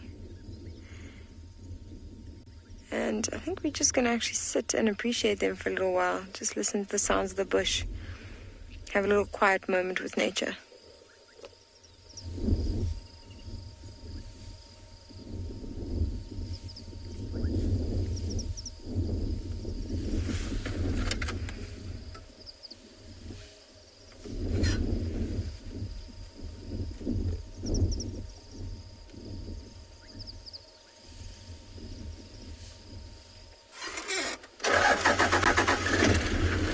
Sorry, I just need to give this guy a little bit more distance.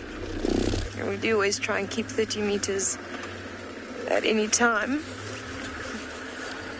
And the reason we do that is just, for safety, obviously, but also because the elephants start to feel a bit more uncomfortable the closer we are.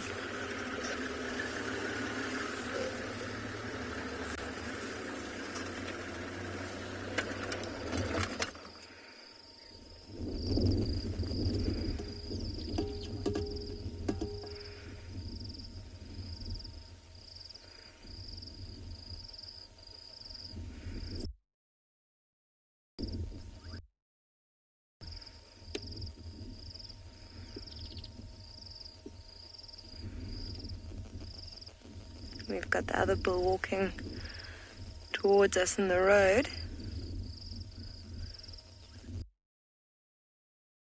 Base now as well.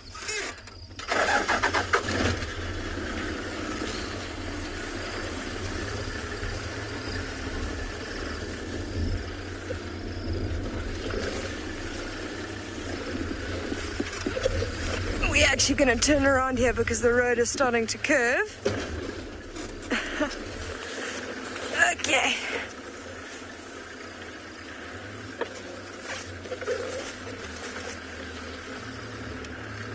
Amazing how relaxed these two are. Turns out I picked the worst place to turn around. So many branches on the road, just off the road in that long grass. Yeah, I'm just going to give them a bit more distance.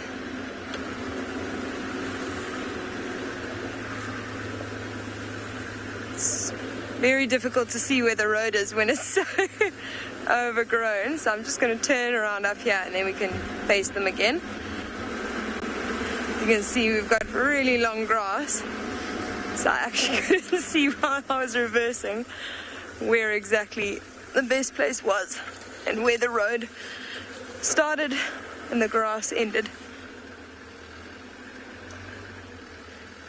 So I'm just going to give us a little bit of space to move forward if need be. You can see them from here on our left. That lovely older bull is still walking towards us.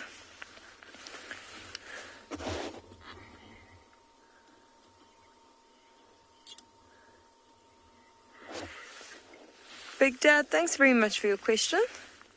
So there's a few ways you can age elephants. Now, tusk length, while they do continue to grow throughout their life, it's actually a very genetic thing. So some elephants, have genes for massive tusks. So even from sorry, Rick, just stand by.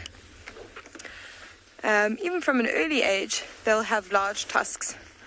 So it's not the most easy way to age them. The best way is actually to look at the thickness of the trunk, specifically right by where the tusks start. And the thicker the trunk is, the older they are. So that's one of the ways. Then also just the indentations of the forehead as they get older, that will become more dented. But I have seen younger bulls with also quite indented foreheads, so that's also not the best way. Then if you look at the general body condition, we have a look at this elephant's sort of skin around the belly. You can see how it's starting to hang. It's not as tight as a younger bull's skin is. So that's one of the ways that you can age them. And then also the size of the head itself. The older bulls just seem to have a much larger head, much more broad, much less rectangular than a younger bull will have. So those are the best ways that I know how to age elephants. And based on what we've seen, we can say that this elephant that we're looking at now is definitely one of the older bulls.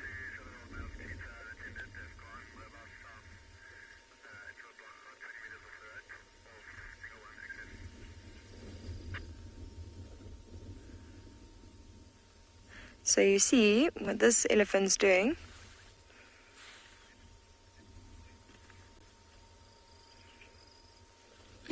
So he's just feeding on some soft grass that's actually going to be really nice for his teeth. He's probably on his last set or second last set of teeth. Zintle is asking if there's any threats to elephant, any animal threats. And the answer is yes. If you can believe it, they do actually have enemies, and those are lions. Now, it's very rare for lions to hunt elephants. There's a specialized pride that I know of in Botswana that actually has about 22 lions in it. And they target older elephant bulls. So when they get to a certain age, they get to their last set of teeth. They have 6 sets of teeth throughout their life. And on their last set, as it wears down, they start to be very conscious of what they're eating. And when they're very, very worn, it becomes quite painful for these elephants to actually carry on feeding. So they start to lose condition very quickly, and that's when the lions there start to target these older elephants. They'll actually follow them for days on end until the elephant eventually sort of collapses, and that's when the pride jumps on it. You can imagine the food from an elephant like this, 6 tons of food, is enough to feed a massive pride of lion. It's quite an interesting adaptation that they've managed to make. Normally with lions, even what we've noticed here at Phinda is our lions, they don't tend to stick in massive prides. In fact, we've got 2 very large prides in the south, but they've completely split up at the moment just because there's not enough food for them to all eat when they make a kill. They're rather split into smaller groups, make more kills, and make sure that each of them eats properly. It's lovely. You can see on the top of this elephant's head is a little patch of a little bit of mud, it looks like. It might even be some dried up soil. They often throw soil over themselves to help stop parasites landing on them or infecting them. It's a little bit of sun protection. And also, sometimes you see them on a really hot day. I don't think this is the case because it's not a hot day today. But sometimes they'll actually dig down to get to the softer, cooler soil at the bottom and throw that over them as a way to cool themselves down as well.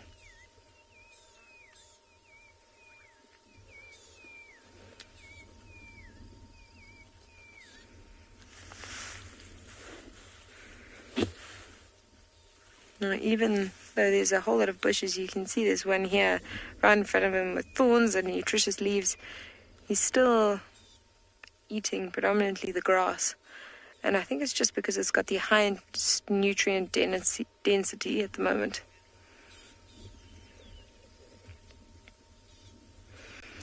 So I think it's time we leave these elephants, let them carry on feeding. You can actually see that there's a bit of secretion from the temporal gland. I wonder if it's... I think there is a bit of a secretion there. No, never mind. Sorry, it was the trick of the light. But we're going to leave them in any case, and we're going to send you over to Roo, who's also got another elephant.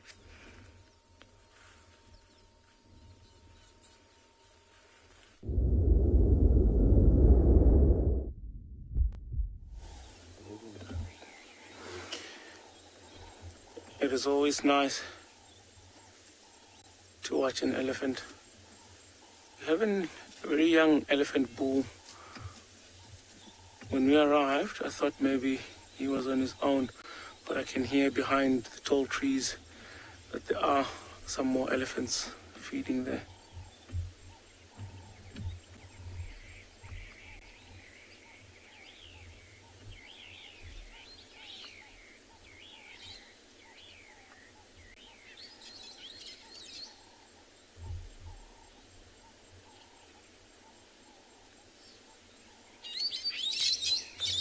You can see what he's doing now, lifting up his head, his ears wide open.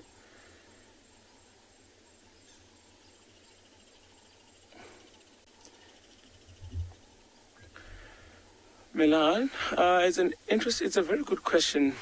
It is a very good question. So why do they really flap their ears? So if you look at this young elephant bull here, you can imagine how incredibly thick his skin is, and on his ear is only part of his body where he's got a very thin layer of skin. So behind his ears there is quite a lot of veins and arteries. When the blood flows in his body, it passes through there. So one of the reasons is every time he opens those ears there, a cool breeze there helps to cool down the blood that's flowing inside there. But also, with the size of those ears, every time he flaps them, he's actually fanning his whole body, sending a nice cool breeze to the rest of his body. So especially on hot, very, very hot days, they do it more frequently just to keep their body cool.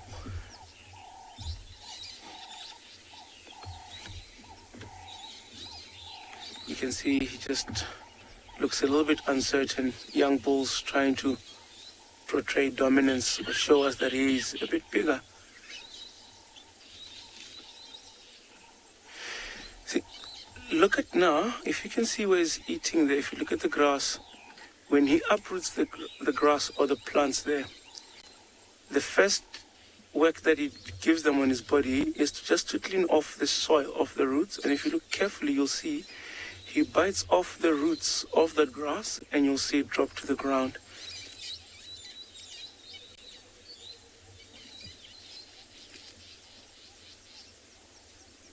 Now he's got quite a mouthful.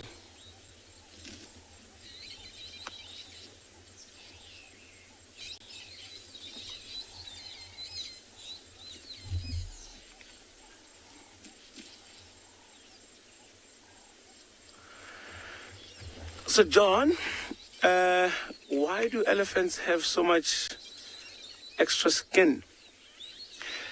See, this is a big animal. Well, this one in particular is still young, but eventually he's going to get big and bigger. And because he does not have any sweat glands, I would imagine the thickness of his skin helps to protect him when he, in any case, would be fighting against other animals, because those tusks can really do some damage onto one. So for some elephants, like the bulls especially, in his case, it will help him in the long run to have a thick skin if he ever gets into a fight for anything or mating rights and stuff like that. But also, you'll see that when the skin grows, as old as he becomes, he gets more wrinkles on his skin. So if you think about it, when it's very, very hot and you see elephants using mud to cool themselves down, the mud, all that water gets in between the skin there. Because that part of the skin is not exposed to heat, it doesn't actually dry out as quickly. It stays cooler for longer, which helps to cool them down.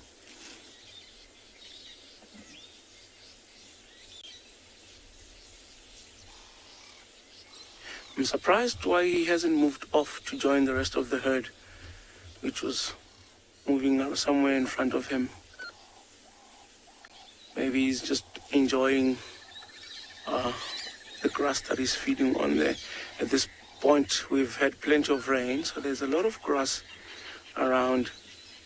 And I think he's just enjoying this while it lasts, because very soon the winter season is going to come and we're going to lose all this grass.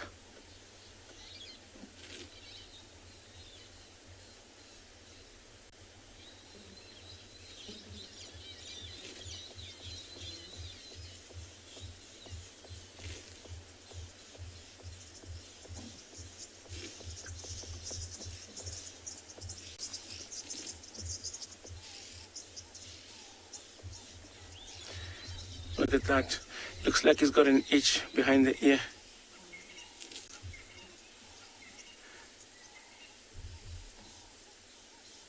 It's incredible how they use their trunk. The ability for them that they have to maneuver the trunk, move it, twist it, bend it, lift heavy stuff. And just for them to be able to use it well, I think it's incredible. Because, if you guys have a look there is a spotted hyena, and I think that's what caught the attention of that young elephant bull.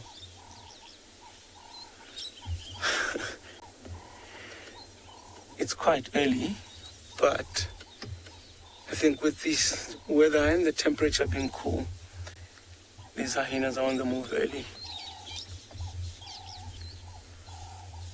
You can see that this elephant is not fazed by this hyena at all.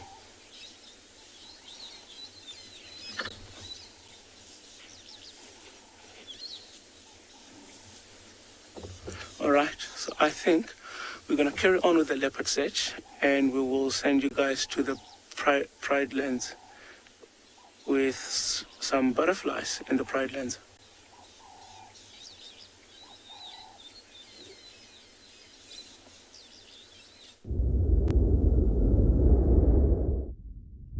Strange time of the day to be looking at butterflies, considering the sun is going to set soon, although it feels like it has already set because it's very, very cloudy. But we are indeed looking at butterflies that are just resting up on a blackjack plant, which is unfortunately an invasive species in South Africa, but it has been here for a very long time.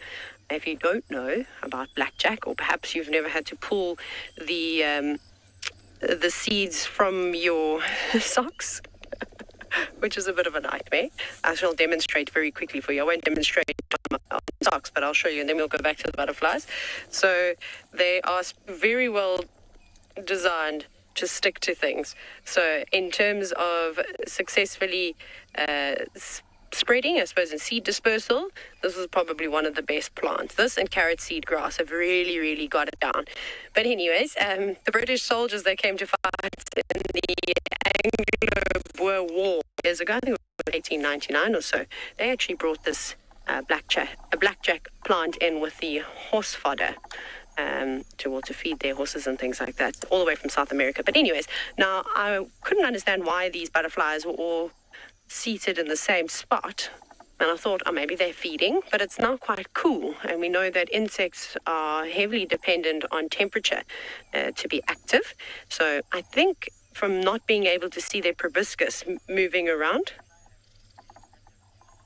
and they don't seem to be feeding at all. They're tucked away. So I think that this is just where they're going to roost for the evening. I haven't noticed that the species of a Krea butterfly. You might have to help me because I'm not sure which a Krea it actually is. It's difficult to see now because they don't have their wings open. But I love butterflies, but I'm not nowhere near a butterfly expert, unfortunately. It's something I should probably work on, which I will, because I feel embarrassed in this moment. So hashtag WildEarth, let me know if you know this butterfly. You can always use the spots on the outside of the wings, but it also does help.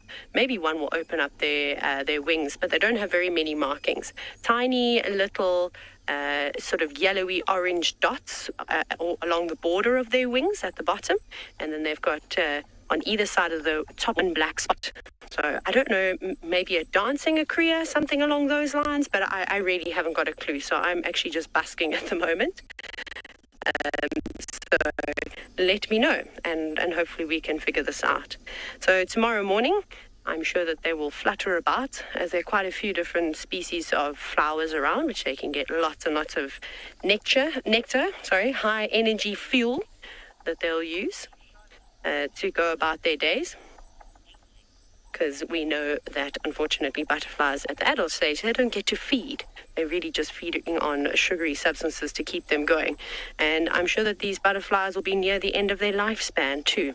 But it seems noon for creepies and crawlies. Trishala has got something with a few more legs than a butterfly.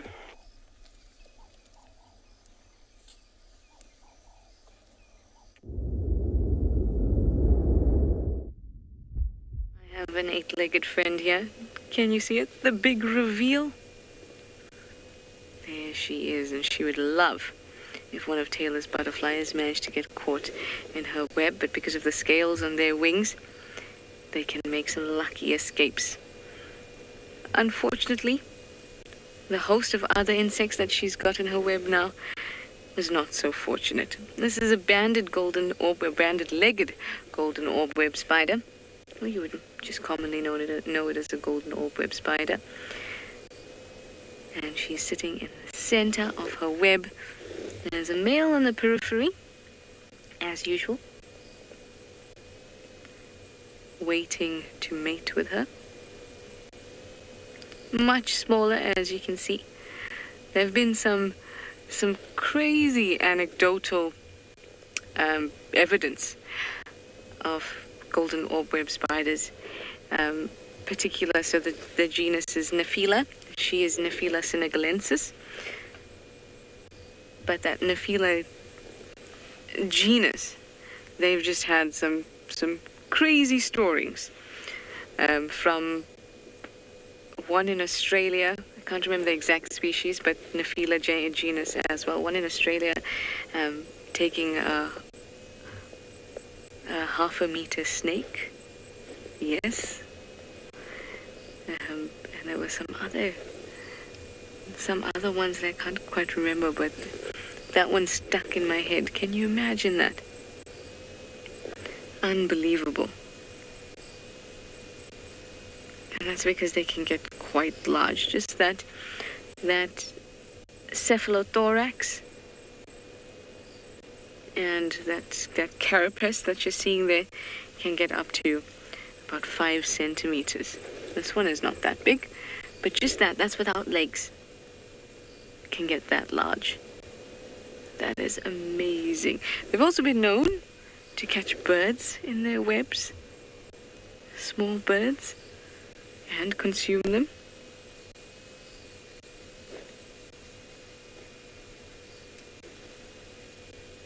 Just amazing. Oh, there's a male quite close.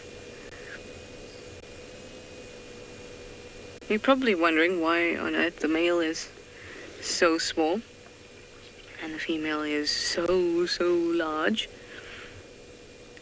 I mean, there's a couple interesting theories. So the male needs to be nimble in order to not be met with aggression by the female. And strangely,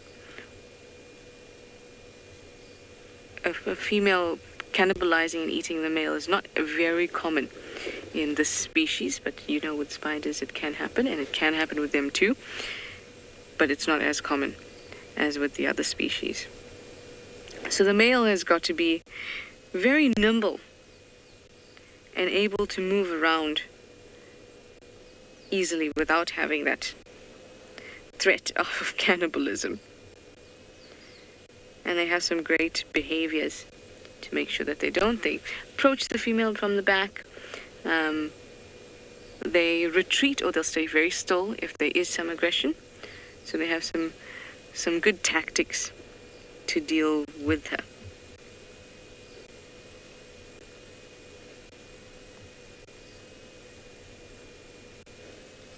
These are two males now interacting. She will mate with multiple males.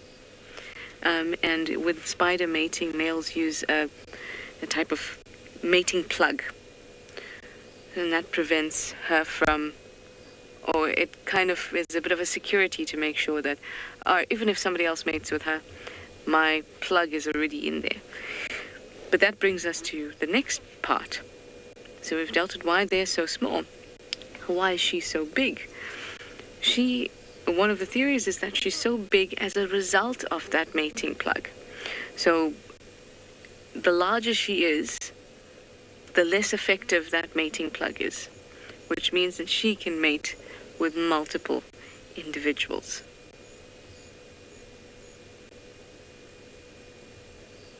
That's all very, very interesting. Also, the larger the female, the more eggs she will produce, and therefore the survival will be greater too. Unbelievable. I've been just reading about them recently because I've been seeing them all around, and there's one at camp. The other last interesting thing about it is that in urban areas, especially in affluent areas, they appear to be larger than any other areas. Interesting, right? Anyway, very, very cool. I'm going to move on and see what else we can find.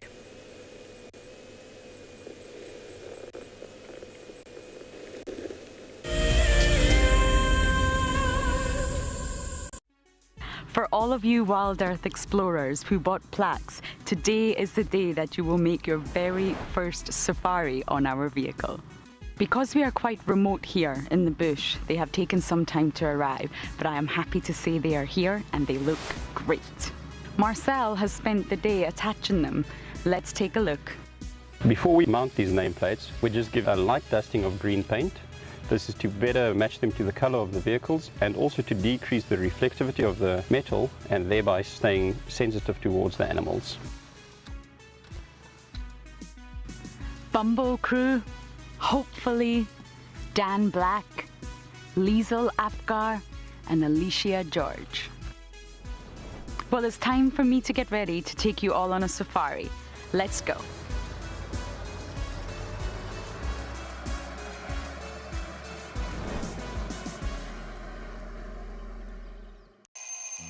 Our lives are dictated by alarm clocks, traffic jams, constant multitasking, and countless distractions. The wilderness is where many of us feel the most human. On a bushwalk, we become part of the natural landscape. As you step off the vehicle, everything comes alive.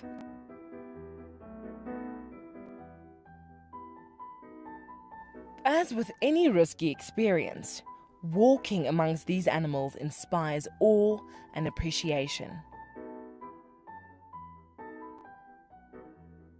Now, it's your turn to go on a bushwalk.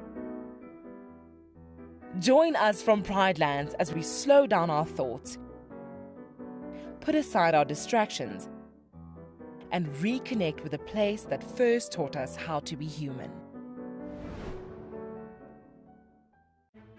Hi, my name is Tristan Dix, and I am a guide here at Djuma Private Game Reserve for WildEarth.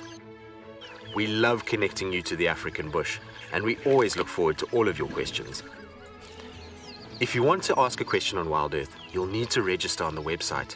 Once registered, go to our live safari page and submit a question below the live feed. Catch up with me on WildEarth.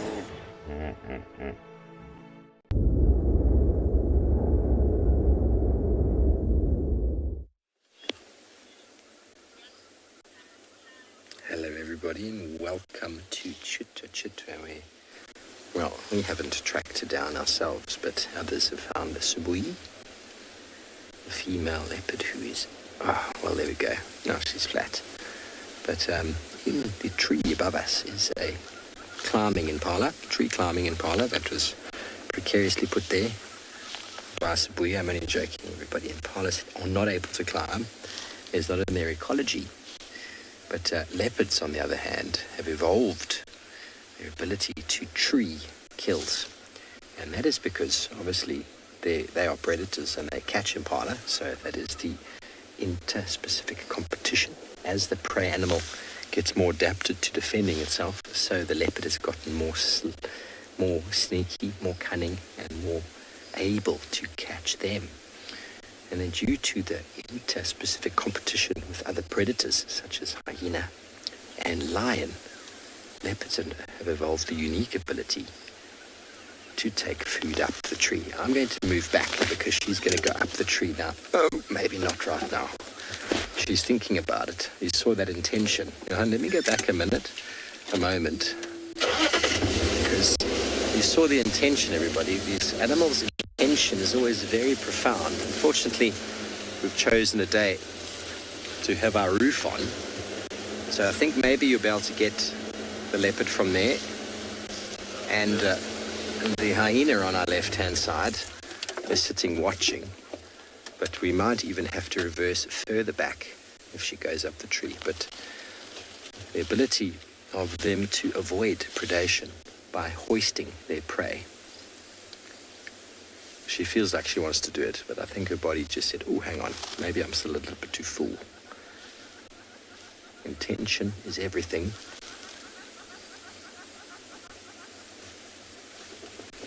And so the ecology of the leopard, the spots make the cubs hard to see, camouflaged. The spots make them very good at stalking. The design of the feet enable them to pad quietly through the dark. And of course, we've got a flat hyena that has not evolved the same foot structure. Lana, some spots in Chitwa? Yes, indeed, we've got two types of spots here, the spotted hyena and the spotted leopard. And of course, the hyena being what many people would attribute to being a primary scavenger. They are actually also very, very good hunters in their own right. There we go, she's up. She's doing some scent marking. It's often something that they do after interacting with hyena, basically just letting the hyena know, I am here, I am boss. And even though these two are mortal enemies, the hyena won't really interact with the leopard unless the meal is available. She's looking up again. Are we ready for it? She's thinking. No, she's just happy that it's still there. Okay, well there we go. Looks like we're going to have to go reposition ourselves again. The intention, I thought, was there.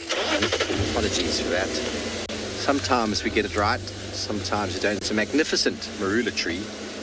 So when we talk about, tell me when you're happy.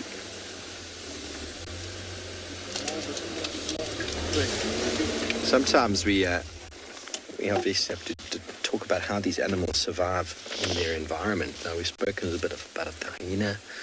Leopards also do it because of lion. Obviously doesn't work too well against other leopards, but their ability to climb, their tail enables them to balance, the claws, protractile, enable them to not only catch prey, but to climb a tree, and their body mass, their strength, to take an animal equivalent to their weight up a tree is just next level profound when it comes to evolutionary ecology. Obviously, if there weren't lions on the ground or hyenas, leopards wouldn't need to do that. So it's something they've evolved to do due to the competition that those predators have brought about. So everything in nature, every adaptation animals go through is basically a design that helps to improve them move forward. And those traits that have been successful are passed on. Leopards who don't tree kills are less likely to be as successful as those who do. Make sense? It's all about energy transfer. Bear in mind, we said before that the trees and the grass produces the food. The impala takes that food, produces a less energy-rich food, and then the leopard or hyena feeds on that less energy-rich food. So even though it's not hugely energetic from an energy transfer from the sun point of view, they still need to maintain as much of it as they can. And that's why they do a lot of sleeping. So, leopard's habitat, we talk about cover, we talk about shade, but essential for the leopards to have the shade, but then also the trees to be able to hoist their prey. So that all falls underneath habitat. Okay, well, Kim seems to have something large in the water. Let's go see what she's found.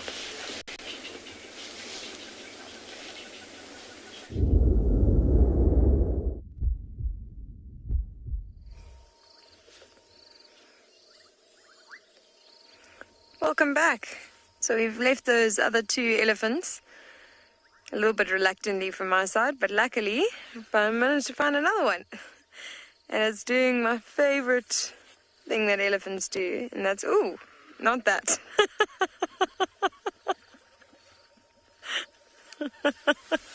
Sorry, the timing on that was just so great. I meant swimming, everyone. I meant swimming, just to clarify. But I think he's had a bit of an indigestion problem there as well. You can see this big elephant bull is just really enjoying like a casual sort of swim or even stroll through the water. You can imagine it's just a nice activity for him to do. Just a bit relaxing, soothing on his joints. It takes off a lot of the weight on his legs as well, so I think it gives his legs a nice rest. And also, of course, coating themselves in water is wonderful for afterwards, because when they can throw some mud or some sand over, it creates that little muddy texture, which they use then as an exfoliant to get rid of parasites and ticks and things. But for right now, he's just taking it easy.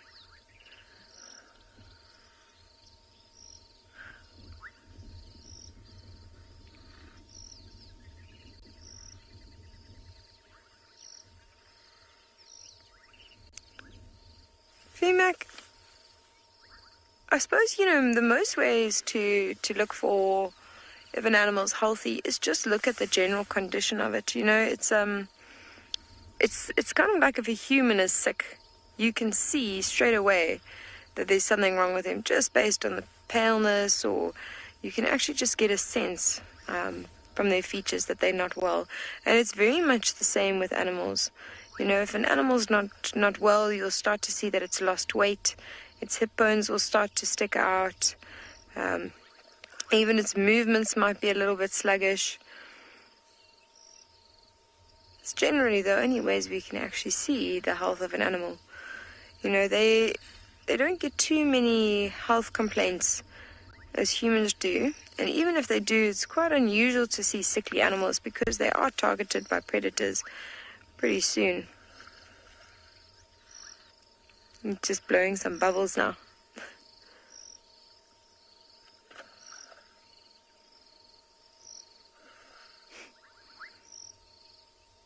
You can see that trunk just poking up to breathe every now and then.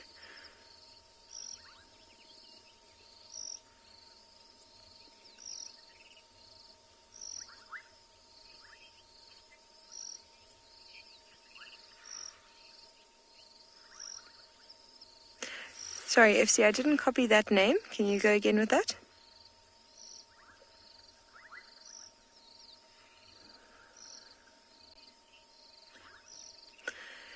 Glitty, to answer your question, I don't know of any diseases that elephants are prone to.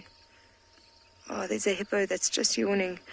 The only real sort of elephants go through. Sometimes they get infections from tusks being broken off, sort of snapped in that little crevice that they keep their tusks, and sometimes that can create a bit of an infection. So that can be a bit of a health complaint that concerns them. Then of course there's the wearing down of teeth with old age that often can cause them to lose their condition, especially when when they approach 60 years old, they're on their last set of molars. And once it's ground down to a very fine tooth, they struggle to actually feed or grind down their food. And so they slowly starve to death. And those are generally the things that affect elephants. You can hear the hippo. There are 2 pods of hippo on either side of this elephant, giving him a bit of a wide berth. It was quite sweet to see. There was one younger one that swam up to him just now. And I think he got a bit of a fright by how big this elephant actually is, because you could suddenly see it swim off very quickly.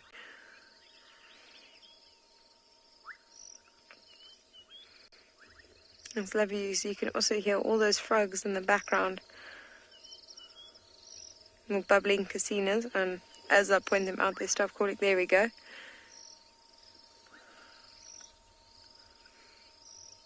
And with all the rain, we've had a lot of frog activity around here.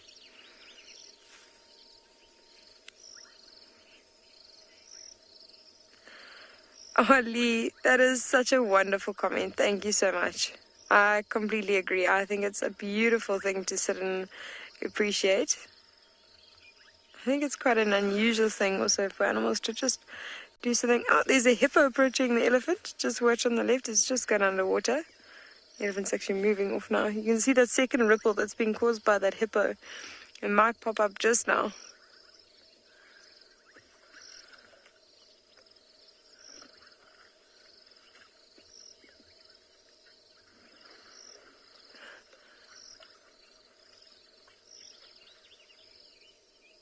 It's lovely to hear that flapping of the ears as well.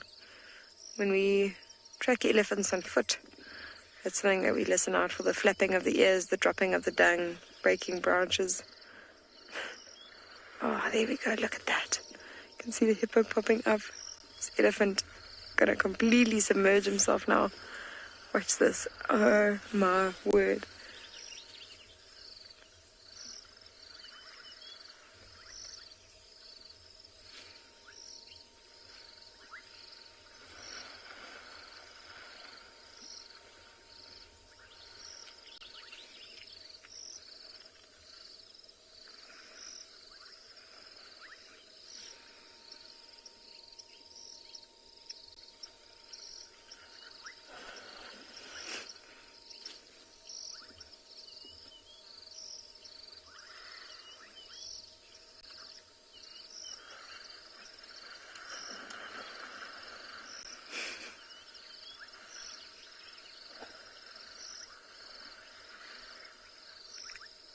So everyone, I think we're going to sit and appreciate this for quite a while.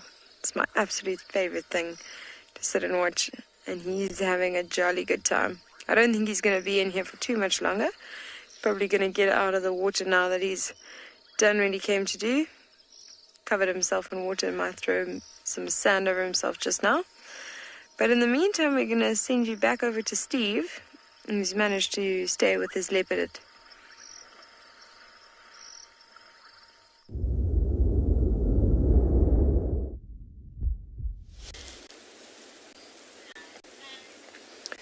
Back to the energy-conserving Sibui female leopardess here on Chitwa, who is being bothered at the moment by some flies. Of course, flies are also part of the system. We talk about the energy movement through the landscape from the plants, or should I say from the sun, to the plants, to the primary consumers, the leopard and the hyena being the secondary consumers. Then lastly on the chain, tertiary consumers, which is basically the decomposers, dung beetles, the termites, the vultures, the animals that sort of pick up the scraps and turn it back into nutrients. So fly larvae and maggots are actually very important in that process. And then what happens to that, because all of the animals mentioned in the little sequence that I said is a very simple pyramid, trophic food chain from the sun to the plants, to the primary consumers, secondary consumers, tertiary consumers, and then the nutrient recycle continues itself. So that energy flow is from top down, and constantly heat is being lost. So the plants are generating oxygen, taking in water. There's also temperature involved. The animals are losing their energy through metabolic heat, and then the leopards are losing their energy as well through metabolic heat. At the end of the day, all the animals will defecate. They will urinate. Those nutrients, which have derived from a similar source, all get recycled back into the soil. The bodies that do die, the fur, the hooves, the bodies themselves of when a leopard eventually passes, will also be reused and recycled back into the soil. Hugely important process, comprised of millions of little microorganisms and bugs and insects and larvae that turn everything back into its original form. And then once that is once again available in the soil, the rain falls and the plants suck those nutrients back up using the sun's energy to photosynthesize, and the cycle continues. So it's not a once-off thing, it's all extremely connected. Every little bit, you can't think, and what I just said, a small little chain like that, it's so much more intricate than that, because there's other predators, there's other herbivores, there's other plants, there's other insects, there's so many things that cross those boundaries. It's not just this to that to that. That's a very simple analogy of it all, but there's so many interconnected examples here which connect all of that to what is the ecology of the area, the general overall ecological cycle of what we've been talking about just today. So I hope we've been able to delve into ecology from a level that's been not too overwhelming, and to just show you that everything is connected, everything serves a purpose. The color of the leaves, the broadness of the leaves, the fact that they respond to rainfall, how they dry up in the dry season, the depth of the roots, the ability of some plants to have symbiotic relationships with plants that allow them to absorb more nutrients from the atmosphere, nitrogen-fixing bacteria. The relationships in nature are incredible. Wherever you look, they are there. They cross over, they're interwoven, they intermingle. And everything we look at, how it's designed, how it's shaped, how it's formed, what it does, how it survives, is all the ecology of what we're looking at. So I hope you'll be looking at ecology from a very different viewpoint from here on out.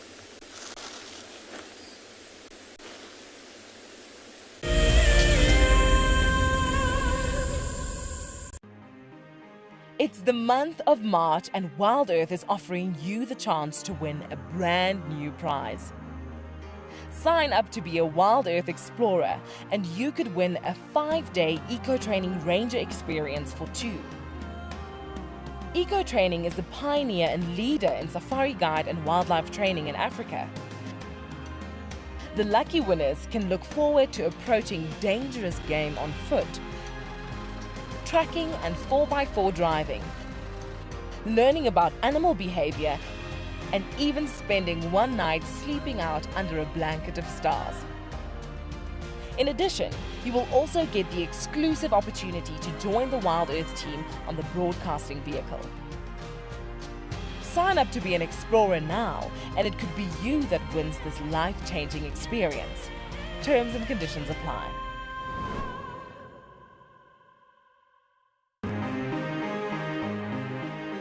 I'm absolutely delighted to have won the February prize draw for 3 nights for 6 people at the Djuma Private Game Reserve.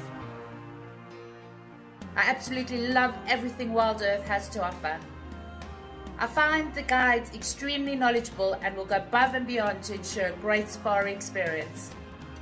I will be taking my husband and family from the UK to experience this once-in-a-lifetime opportunity.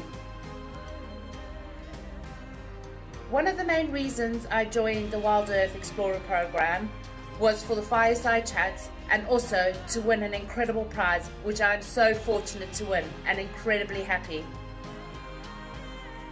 I would like to thank WildEarth for this amazing prize and cannot wait to meet the team.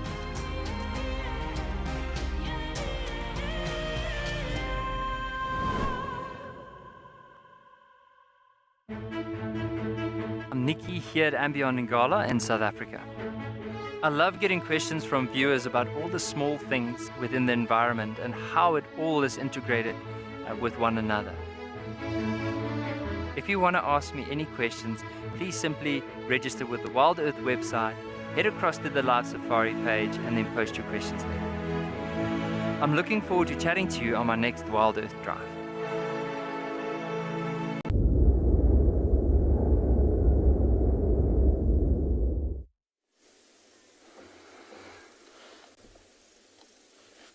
It's quite a large herd of impala here. Some of them may be behind some bushes for the camera to see now, but there's also a herd of zebra. It's always nice to see when these two species are congregated in one place. Sure, you can see that, of course, with the cloud cover that we've had, we're going to lose light a lot quicker than we would because of the clouds. So it's going to get dark pretty soon, in less than an hour. So I think all these animals coming out here, where we are, there is quite a large open area with a few bushes here and there, but it's quite open. And I think these animals are coming out here to the open to try and feed for the last few minutes with light, and then hopefully settle down here for the night in an open area.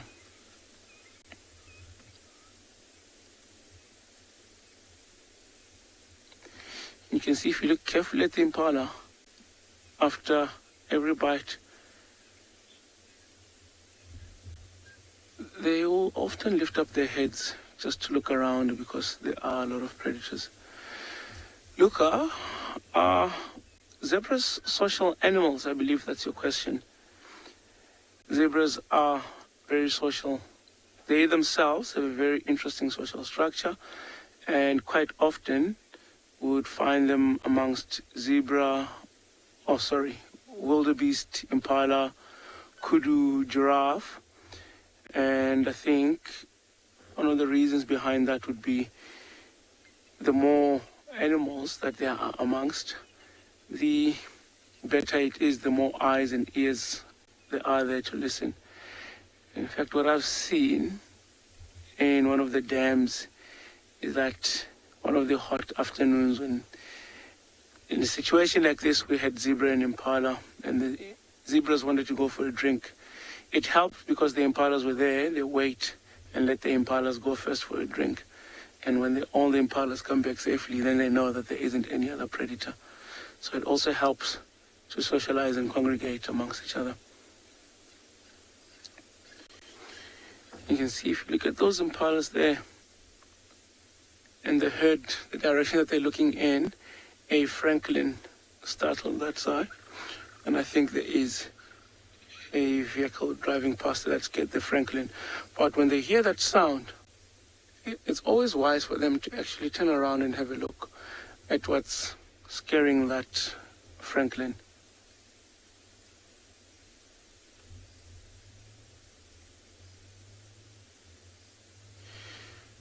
You can see the direction they're heading in.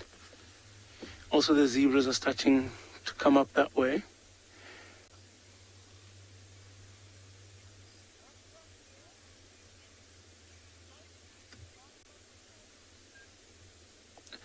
Nola, do impala and zebra have the same diet? Yes, they do. They are both herbivores, which means they eat plants. The difference is that the zebras eat grass and the impalas would then eat grass and leaves. It looks like there is a baby zebra, a very small one that we see. If you have a look Now it's going to come up to your screen. There we go.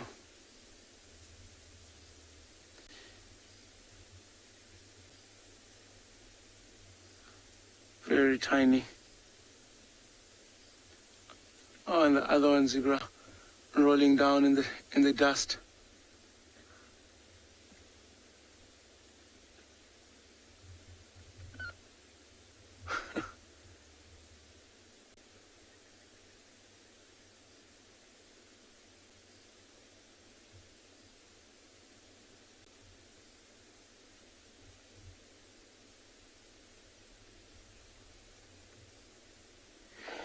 You can see every time when they think they heard something, or every time they hear something, they'll just turn around and direct their attention towards the sound.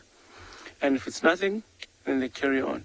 Because you'd never know what could be lurking around in these thick bushes at the edge of the clearings. And I can see another zebra back there is also rolling in the dust. I think that's to get a thin layer of dust onto their skin. Because I'm not sure if you may have noticed every now and again that they'll keep shaking their skin like that. It's either for flies or very small parasites that bite them. So getting that thin layer of dust on their skin helps them with that. And you can see this young one is just following, hopefully following mom to the other side.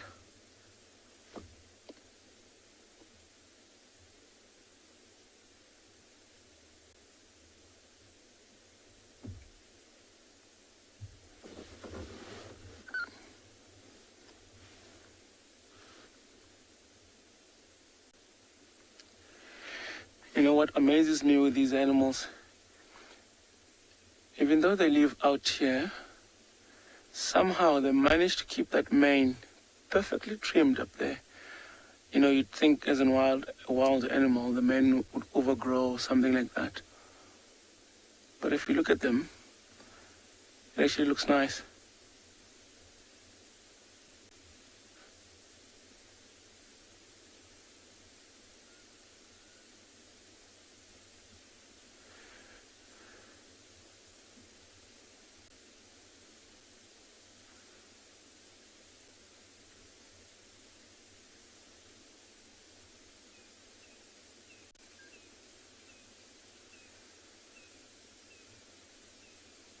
Beautiful creatures, eh?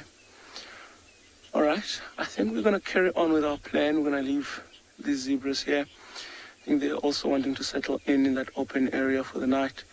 So we're going to send you guys over to Steve and see what he's got on the other side.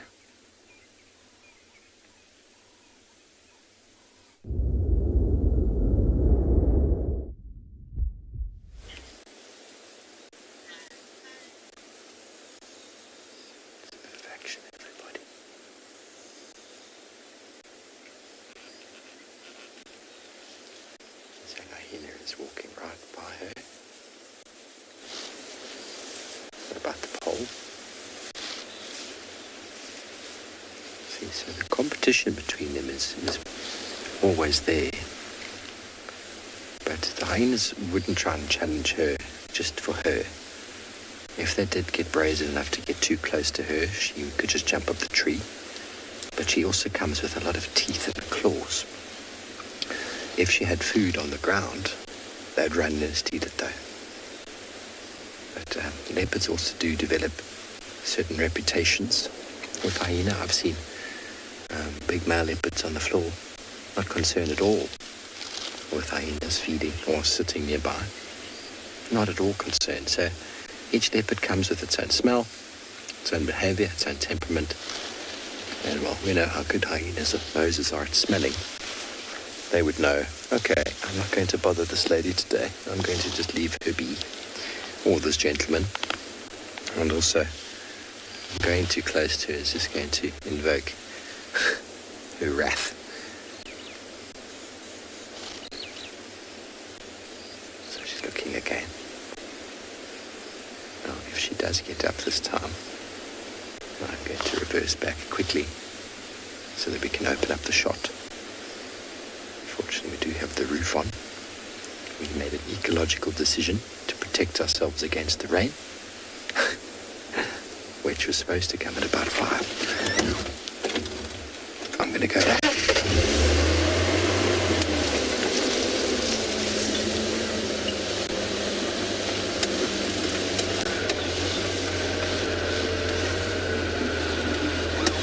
How's that, Johan?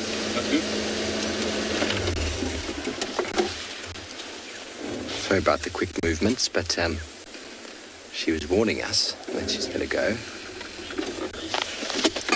Sorry about that. Alice, it's not about her being strong enough to fight the hyena, which she is very strong and capable of defending herself, but one hyena bite will prevent or break a leg or some bones. So it's not about her being strong enough. She's very powerful. Hyenas are very, very tough creatures. They can take an absolute pounding. Their entire social structure is about them. Who can take the most punishment, it seems, in their dominance all the time. Leopards are solitary for the most part, so they don't go through the rigors of a constant physical abuse on the body, but they're able to dish out some serious punishment when the time arises. Sorry about the radio. We are on an open sighting with the ability for others to join. So the problem is that if she gets bitten on one of her legs, the hyena's got bone-crushing power, and the adaptation that a leopard has of just perching herself in the tree like that, her survival strategy will be diminished. A leopard that cannot climb a tree is in serious danger. You saw with Cara the other night, if you were watching, we didn't see her go up, but she managed to get up the most precarious of branches of a small bush willow. This is the preferred type of tree for leopards to hang out in, for leopards to hoist their kills. And her kill is quite high up, in fact.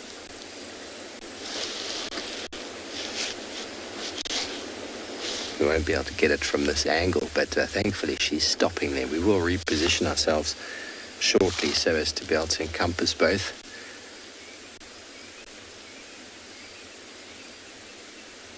But for now, she's feeling a little bit more comfortable there.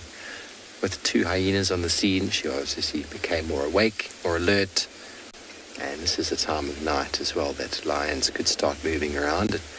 A lion would easily could attempt to surprise her, but if she's in the tree, she can get a lot higher than they can.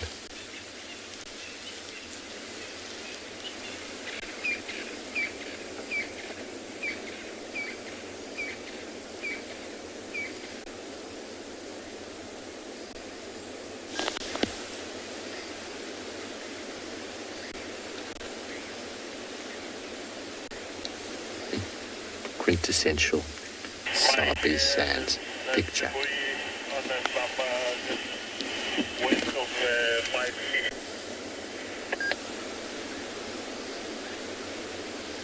And the flies giving her a hard time.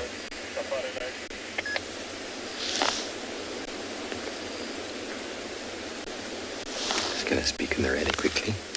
A firm gentleman, the space for 2.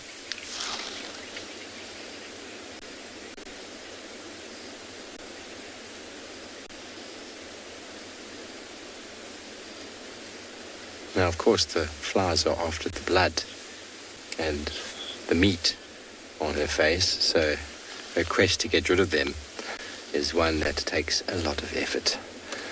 Okay, everyone, well, we're going to stay with Sabi. We're going to stay with her, see if she goes up to a kill. In the meantime, let's send you back over to Josh.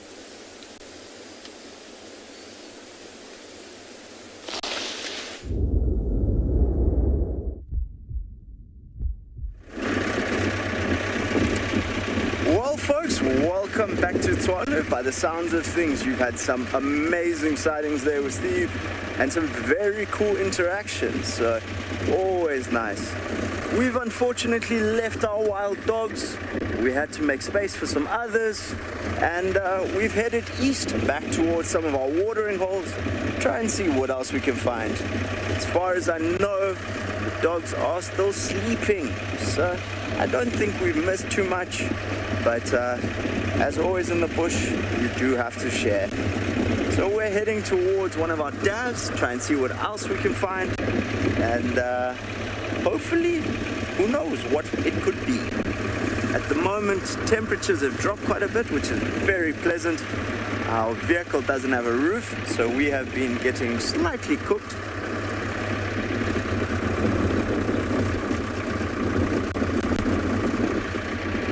We have a question, and the question is, do I have a favorite bird from Morris?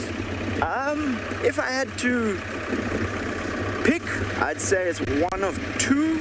It would either be the fish eagle or the fiery-necked nightjar.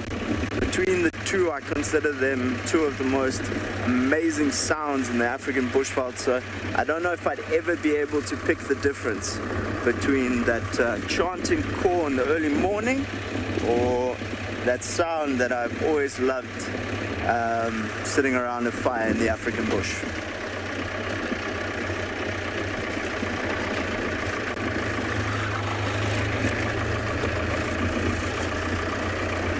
Might be a little bit of dodging. We have quite a tall area on the vehicle, one or two trees that hang over the road, so I'd prefer not to lose BK or my aerial. It tends to lead to a lot of paperwork, and like most guides, I avoid paperwork with determination. But as you can see, the sun is starting to set behind us. You can see the golden lights on the mountains there, and I think we're going to have some beautiful colors soon. We've got, give or take, about 33 minutes until sunset here at Tswalu. We'll try and be on a high point to see what the painting in the sky is for this evening.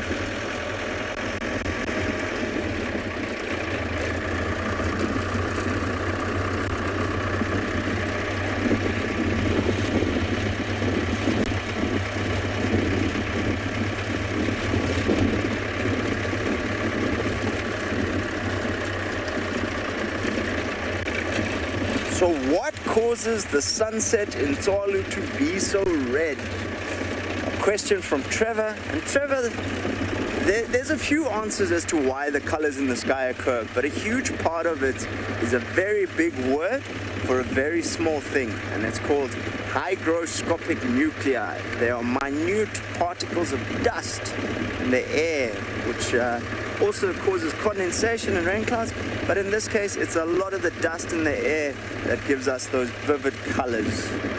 And it's a beautiful contrast, especially considering the Kalahari is the land of the red sand.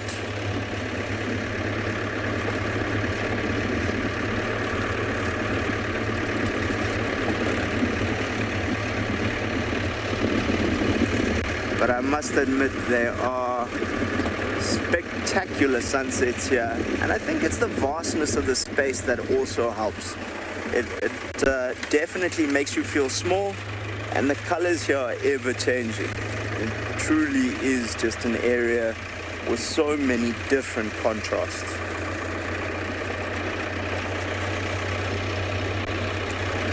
And we'll stop for a sec here and have BK have a look to our western side.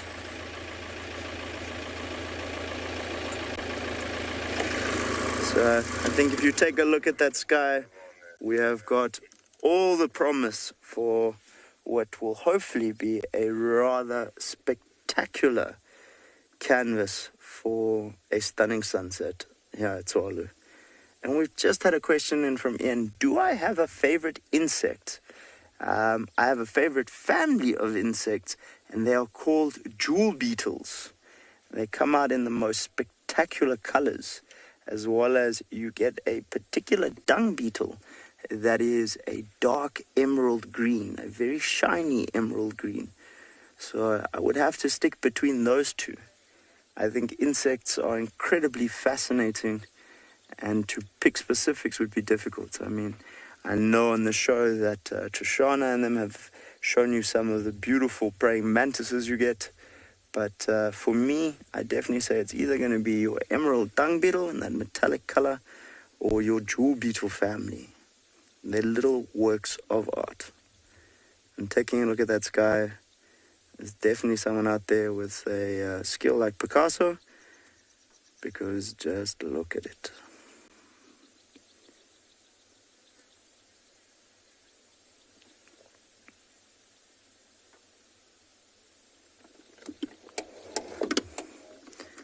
And we're gonna bumble a little bit more. We've got a tune coming up, so camera might be bouncing around everywhere. I'll try and not lose BK. Tends to get grumpy with me if I do that. But let's see what else we can find. There's never, ever ending opportunities here.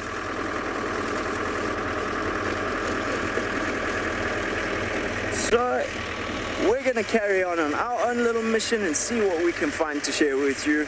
We're gonna be sending you back for some amazing hyena and leopard activity. Enjoy it.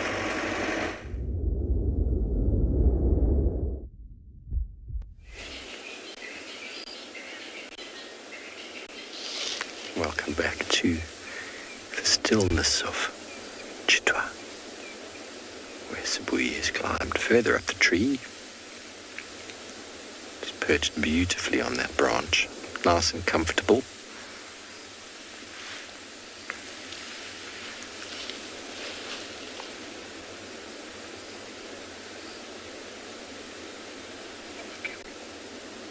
So, for those of you who are into graphic sightings, apologies for the Impala that's in the tree there. It is dead.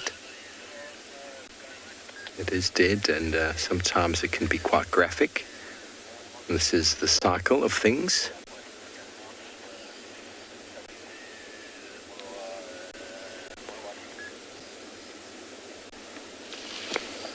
As we've seen, there are plenty of Impala around. Plenty of Impala for the leopards to feed on. They almost seem to not even dent the population.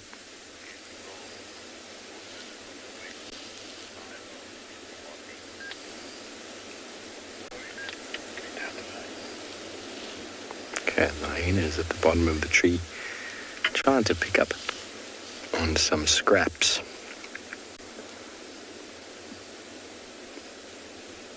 He's now sniffing where Sabi was lying. So when I said each leopard's got its own unique smell,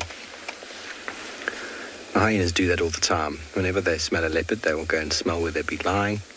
There might be something left there at the same time, but then they're able to register and sort of lock in their brain some memory about who it might be, the behavior of that animal. Did it give me a hiding last time we interacted, or did I chase it off quite easily?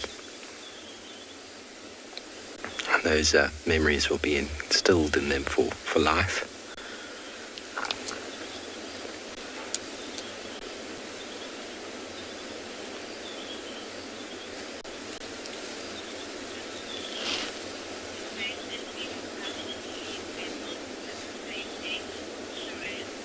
Sure is, it's possible. I mean, essentially, Mum gets so tired of trying to feed both of them that both of them will end up becoming independent at a similar stage.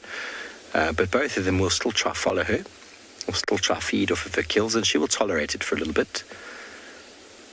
The problem is that the young male starts getting a little bit more aggressive around the kill than the young female. And those of you who don't know, Sabi's got two cubs, a boy and a girl, Langa and Shasha.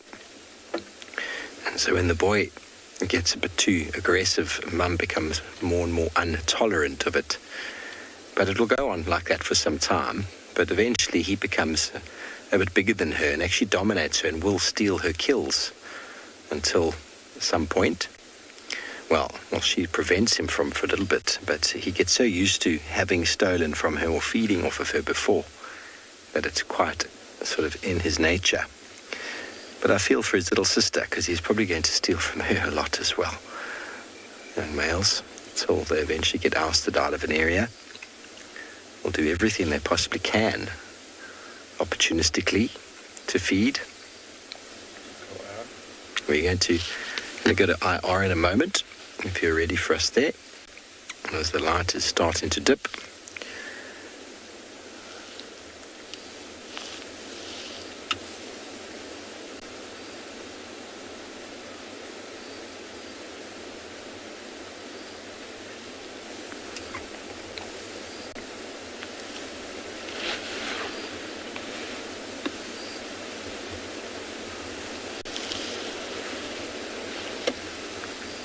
Another few vehicles interested in the sighting, so we can't stay here for too much longer. But wonderful to be able to find Sabi.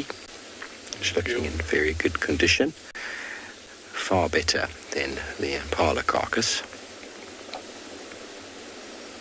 But a perfectly perched kill.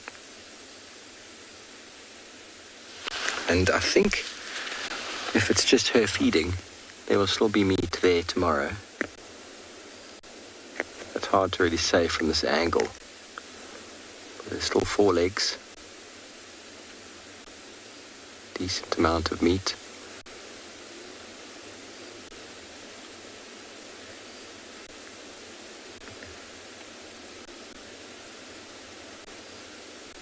In saying that, there is potential for her to drop it as well. And we know what will happen if she drops it. The lurking hyenas will snatch it up. But anyway, we're going to wait for Sabi to move a little bit and see how much longer we can stay in the sighting. Meantime, over to andBeyond and Ngala with some action at a watering hole.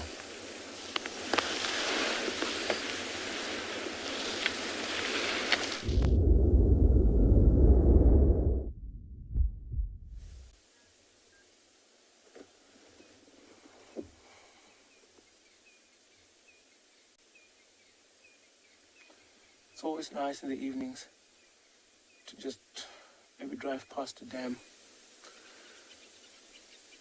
This dam in particular, there are 4 hippo that we can see right now in the water. And I think it is that time of the hour that they might just want to come out of the dam to go out and feed.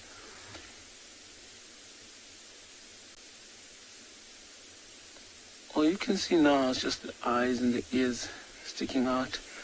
Maybe their nose every now and again. They want to take a deep breath before that. But I think with the weather like this, with it being overcast, it's actually quite nice. They might come out early.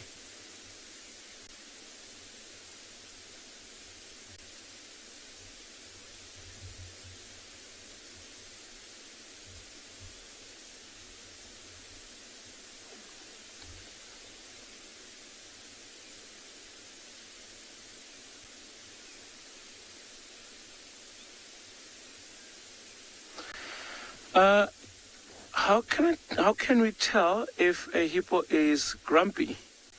That's quite interesting, but I think when a hippo is out of the water might be one of the times that would be easier to tell. You'll see his behavior or the way that animal is going to approach. You will see, often you'll see they open up their mouths very wide just to intimidate you, and they would make that noise, stand firm, make themselves look a bit bigger. But otherwise, if in the water, it's going to be a little bit difficult. So what you would see is he would submerge and just swim closer to the edge, maybe give you a splash. That's only if you get too close though. But if you see them do that, sometimes it's nice or wise to just rather reverse and get out of that situation, give them a bit of a distance and see how they feel about that, if they'll be comfortable again.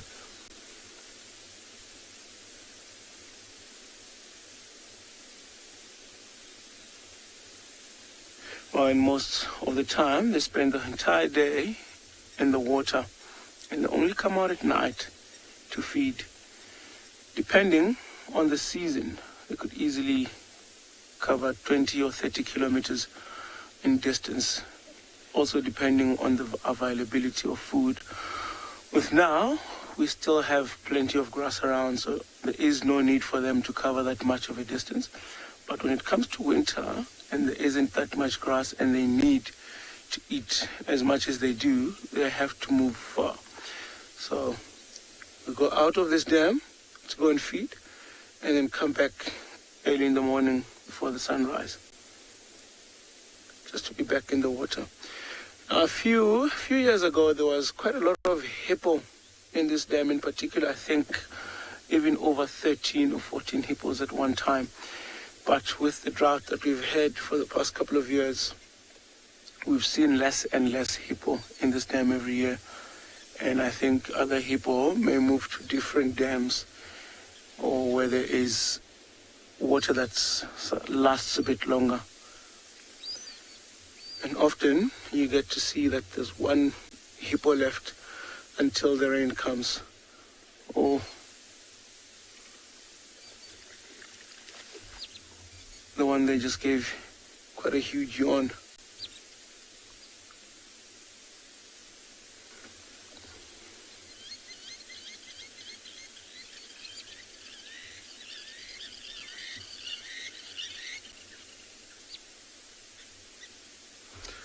There's also quite a lot of bird life that I can hear around the dam.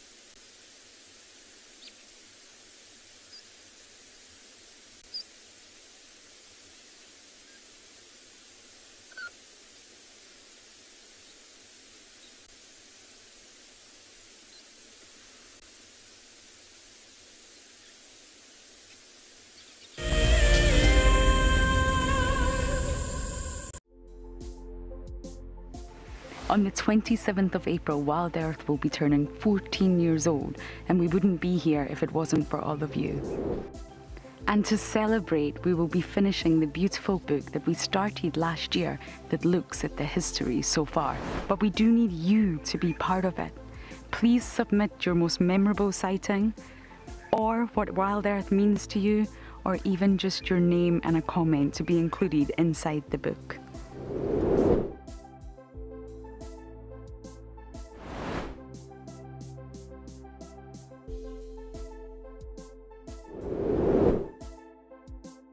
Head over to the website to add your name and reserve your copy.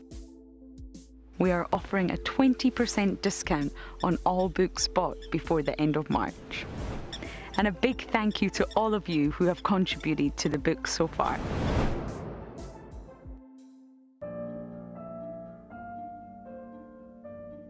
With a slew of potential dangers lurking, it's essential to be aware of your surroundings whilst walking in the wilderness. 20 yards away from one of the most endangered species. This is a big bull. What a moment, what a close encounter with an Ellie bull. He's just over here now. He's moved completely away. Being on a bushwalk and seeing a leopard, I mean, it's ridiculous to be this close to a leopard on foot and for him not to run is absolutely insane. How crazy was that? Through the gap there is just the back of the head of a male lion. He is absolutely unaware that we are here right now. I tell you, seeing lions on foot, it definitely brings out the caveman in you, this little scared human being. My name is Ross and I'm a field guide at andBeyond Phinda Private Game Reserve. I love getting questions from guests on WildEarth because I love sharing and learning information about nature with new people, and it also makes me feel like you're all joining me in real life. If you want to ask a question on WildEarth, then you need to register on our website. Once registered, go to our live safari page and submit your question below our live feed.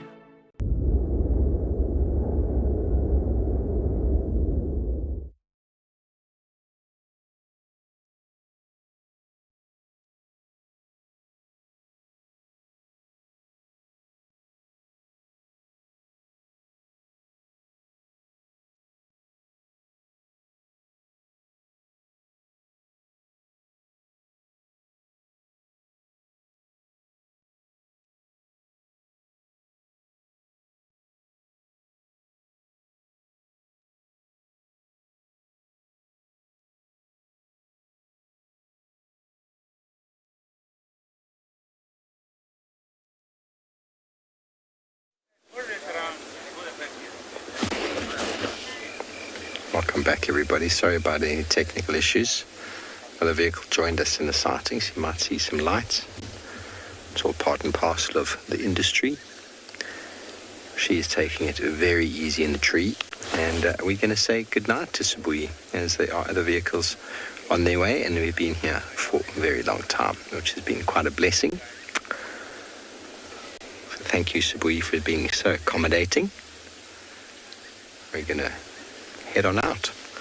So sorry about that, everybody. We can't stay for longer. We've been here for quite some time. Thanks, Johan. Let's make a move.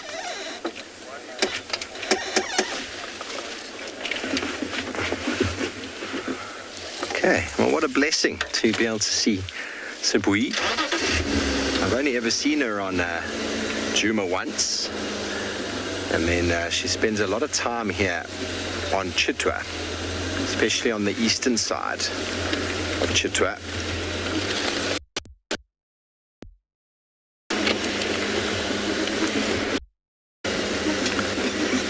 But she'll probably be there in the morning unless she loses that kill.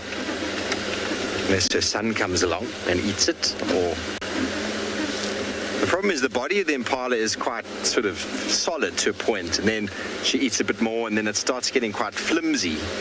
And if it falls down, well, then she's going to lose it to those waiting scavengers on the bottom.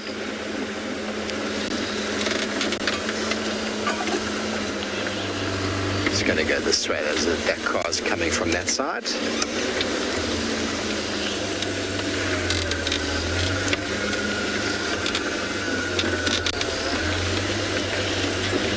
What a treat.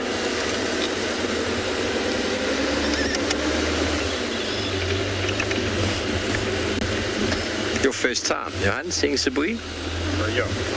Beautiful leopard.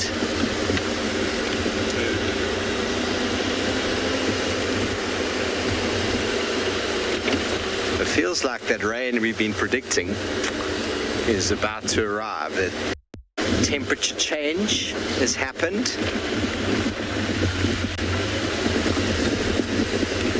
Also, it's hard to say. I mean, Tingana definitely seemed to recognize his offspring. He spent some wonderful time, in my experience, with Hasana and with Lalamba. We saw some very interesting tolerance behavior that you didn't think a male leopard would practice. So I'm pretty sure they do. They're tolerant of them, especially of young males. So if they didn't like them or recognize them, they'd probably try to kill them. Which we would have seen. But my first encounter on my interview here was with Tingana. He was just chilling by the watering hole, and Hasana just came bumbling down, and the two of them just sat there. Hasana was like, hey, I'm submissive, and Dad's like, I know you, son. You just chill over there and be doing what you're doing. Okay, we're going to make our way back over towards Djuma and send you over to Josh. He's got a cool animal.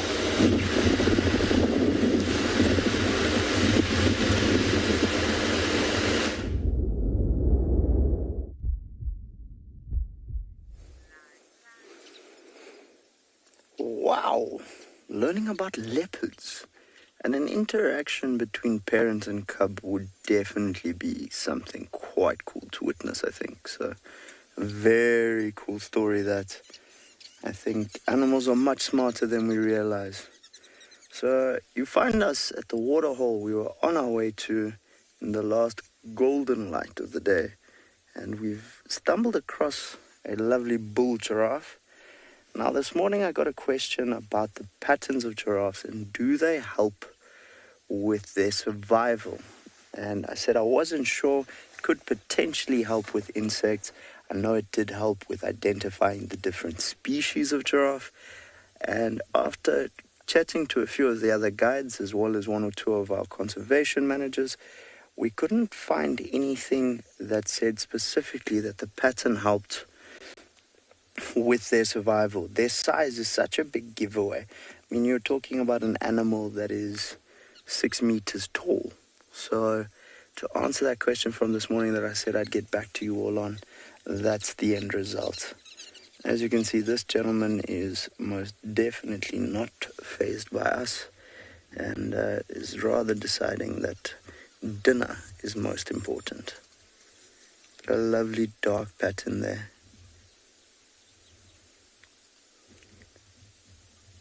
Very obviously a bull with that little bit of bone sticking out of the top there of those ossicones. Although he does have still a little bit of the tufts of fur. Oh, curious look. What you doing? Why are you pointing a camera at me? These are such incredibly curious animals. A lot of fun to spend time with.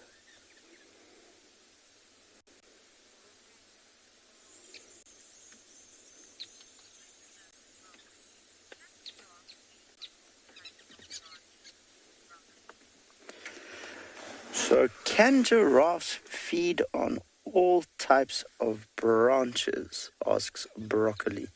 So they don't actually feed on the branches, Broccoli, but they feed on the trees. Now, obviously, certain trees will be much more palatable, so much tastier than others, and they will have a preference. However, a species, for example, like a tambuti, which is toxic and contains a latex, only one or two species will generally feed on, would be something they would avoid. Although in the case of the tambuti, certain animals, if they have a blocked stomach, have been known to eat small amounts of it to get their stomachs running, as that is a effect of eating on the tree. But yeah, these guys primarily are very partial to our thorn trees, so our acacia family, and have adapted to eating around those thorns. But they do not eat the branches.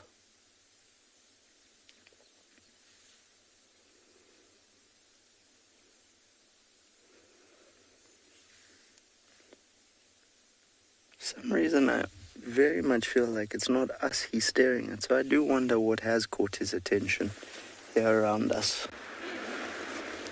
Oh, those colors. Just gonna ask BK, it's not the greatest visual. There's too many trees here, but we're getting the most beautiful skies around us. As you can see, the light is starting to fade slowly but surely as sunset approaches in about 7 minutes.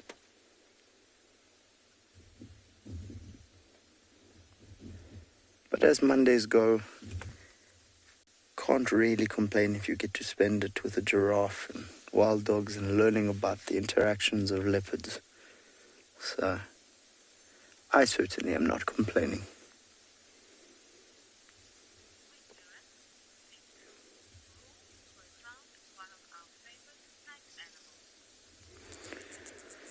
So we're going to let this gentleman end off his Monday, and we're going to be sending you across to Rule, who has something to share with you about a night animal. Enjoy.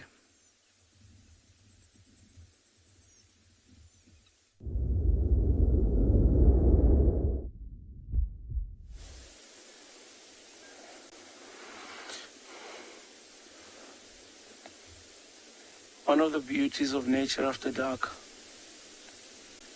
Sometimes it gets tricky in the evenings to try and find stuff. And if you look in that bush there, we have a flap-necked chameleon. It's quite a chilly evening. It's a little bit cold. So you can see even the way that chameleon is almost tucked in there. It's incredible how they are a lot easier to spot at night than they are to spot during the day.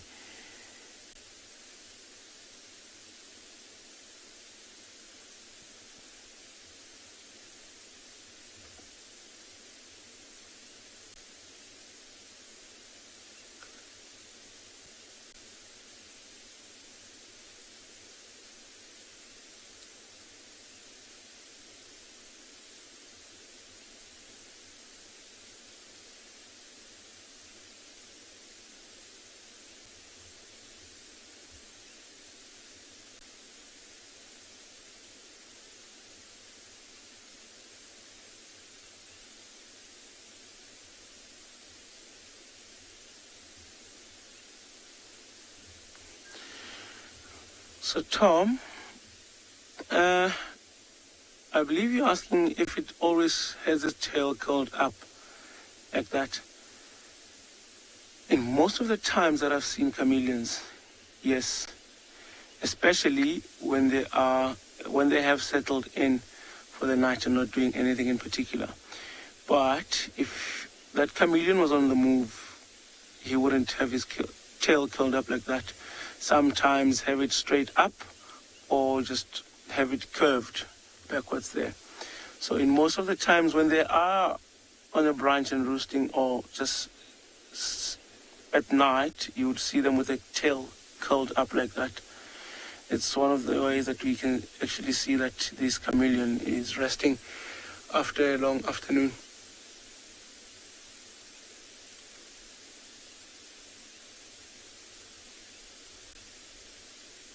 And you can see that little branch that he's sitting on, moving with the wind there. We are getting quite a very cold breeze.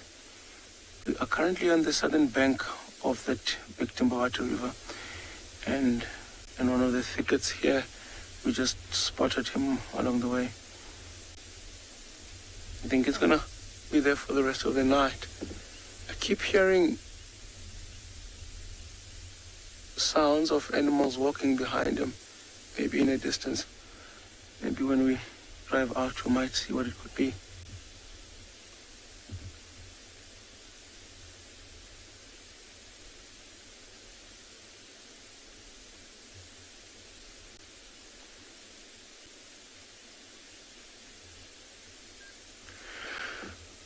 LT, how strong is the tail of the chameleon? Well, I am not too sure about how strong in particular that one tail is, but I do know that they use the tail to wrap themselves around, especially when they're climbing up trees or anything like that. They use the tail to help themselves balance. So I can say it's strong enough to support the body weight of that chameleon.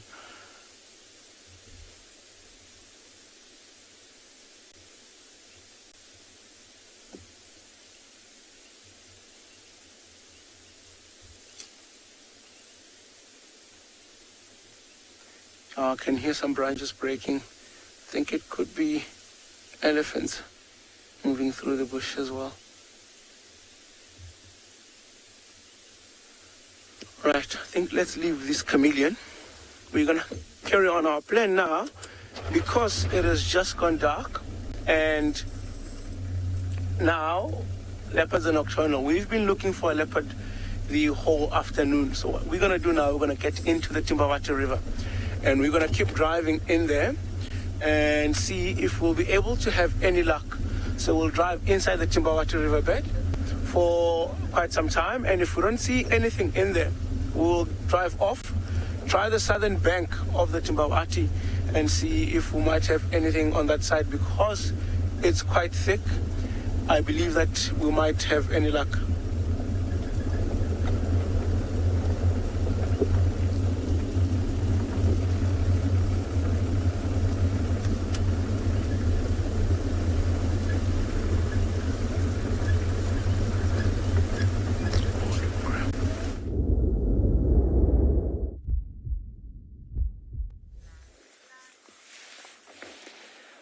Cool! You got to see a chameleon. It's been months since I've seen one. So I am very jealous of that.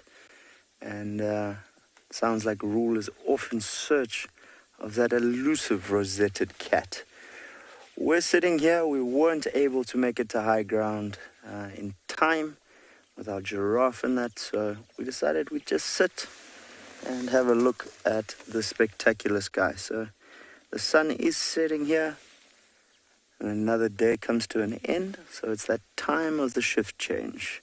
Day shift's going off, all our diurnal game is going to be taking a snooze soon for the night, and all your nocturnal animals, as the temperature becomes much cooler, the light starts to fade, will be coming on to duty. So all sorts will be going over the property this evening, and I think one's imagination can run wild. But the spectacular last bit of light That last bit of contrast is always nice and just sort of ends the day off in such a rounded manner. The moon's at half full here at Tswalu, so it's waxing nicely, but not bright enough yet to stop the denizens of the dark. As you can tell, our giraffe friend is still here and curious, but I'm going to try to give you a little look at that beautiful moon.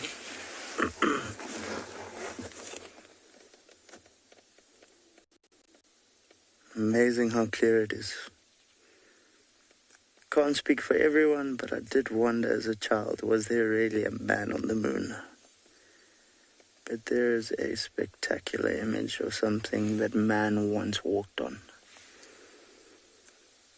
Incredible thought, that.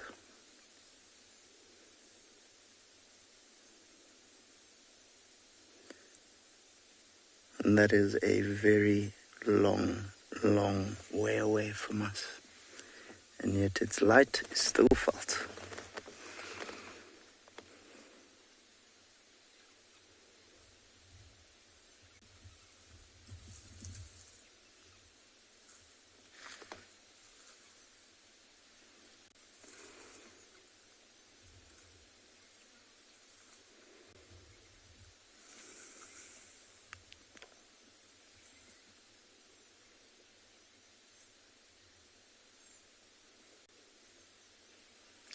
Does make you feel small, I think.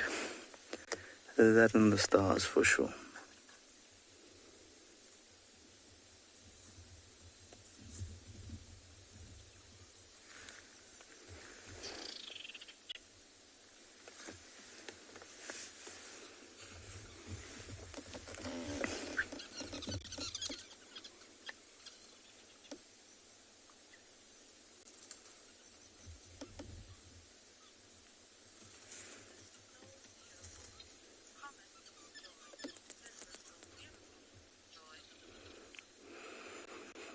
Joy, I think both BK and I will agree with you there. It is an incredibly beautiful sight. I think as a species, man has so many questions and we're naturally very curious. And the moon is something that we have always wondered about. And being able to see it so clearly and that incredibly cratered surface does make one wonder. So, a beautiful sight, without a doubt.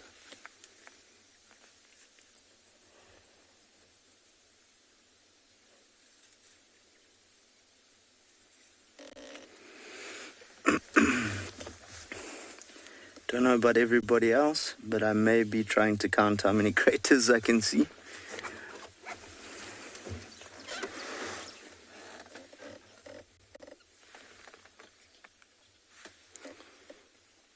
Something different, I must say. Looking at all the different shades there and the craters. I'm one of those people, when I get curious, I need to know, I want to go and see, I want to experience it. But don't quite think I was built to be an astronaut. I think they needed to understand mathematics. I definitely wasn't a fan of maths at school, so. But it is an amazing sight.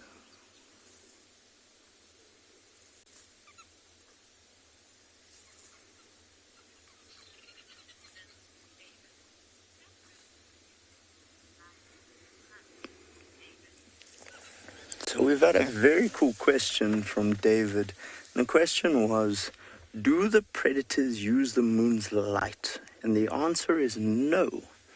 The reason I say that, and it's not an absolute no, it's your predator's eyes are designed to work much better in low light than your herbivores or prey species.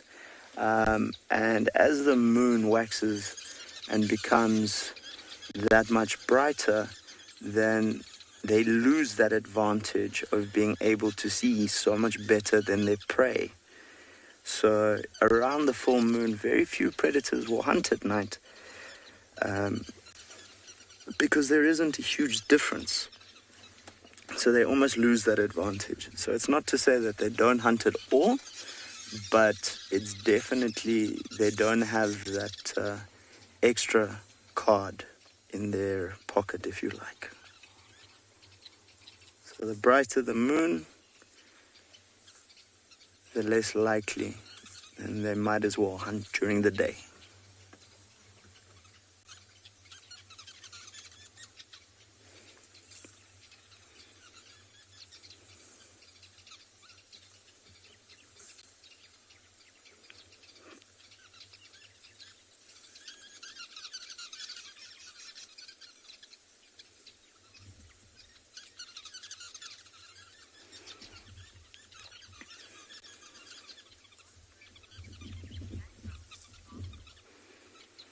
Mark, we are sitting next to a rather large sociable weaver's nest, and they are the ones making the racket in the background. They're sort of wrapping up for the day and having quite a loud conversation. So this tree is maybe 8 meters away from us. And there's 1, 2, 3, 4 big nests in it, and they're the ones making a racket. Funny you ask, I was just thinking they are being rather noisy. We're having a nice peaceful moment staring at the moon and wondering a million questions.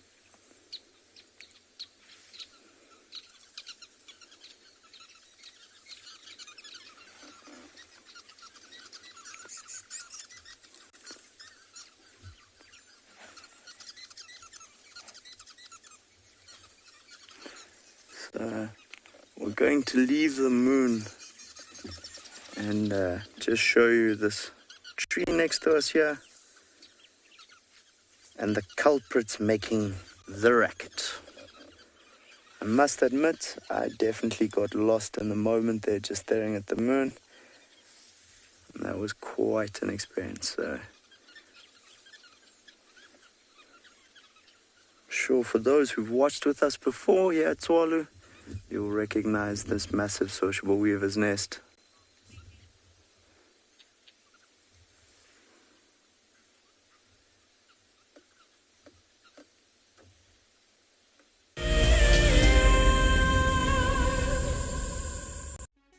For all of you WildEarth explorers who bought plaques, today is the day that you will make your very first safari on our vehicle. Because we are quite remote here in the bush, they have taken some time to arrive, but I am happy to say they are here and they look great. Marcel has spent the day attaching them. Let's take a look. Before we mount these nameplates, we just give a light dusting of green paint. This is to better match them to the color of the vehicles and also to decrease the reflectivity of the metal and thereby staying sensitive towards the animals. Bumbo crew, hopefully, Dan Black, Liesel Apgar, and Alicia George.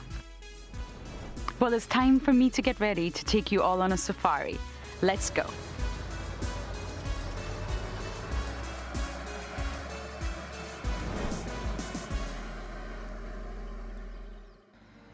WildEarth explorer Jenny recently joined Tristan as he broadcast live from Djuma.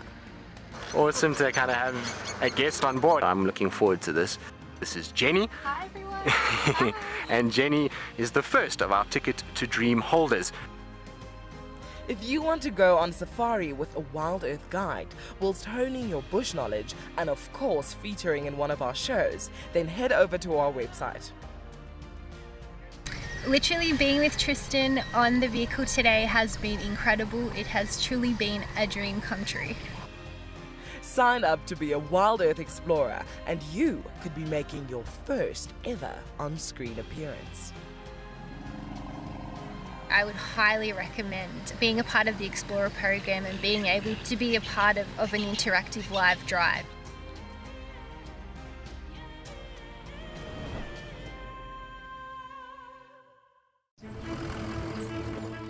My name is Taylor McCurdy and I work for Eco Training. I love hearing from all of the viewers. However, I particularly enjoy those of you who have been watching for a few years. Your questions are just so advanced and they really get me thinking. If you'd like to ask a question on WildEarth, you need to register on our website.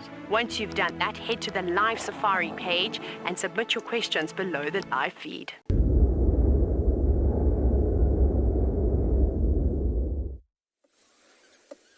So we're investigating these little characters that were making such a racket during our moon viewing.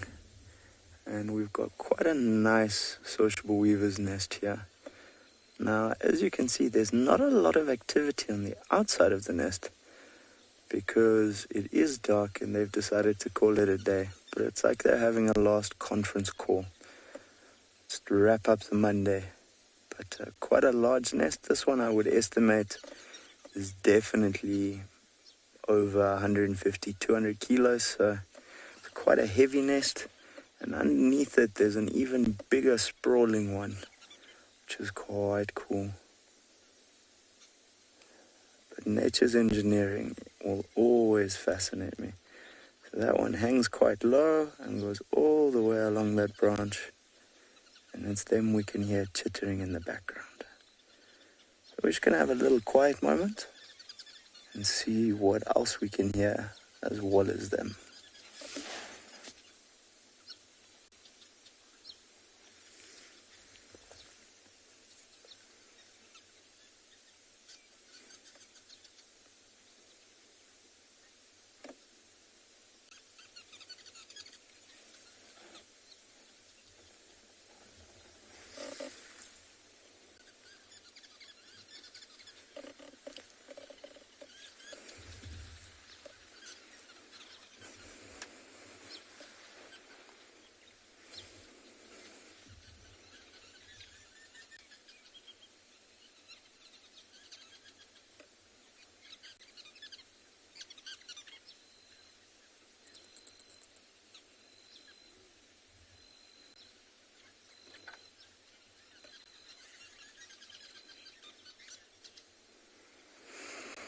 So Justine has asked, what is the temperature condition inside these nests? Now, exact temperature-wise, I can't tell you.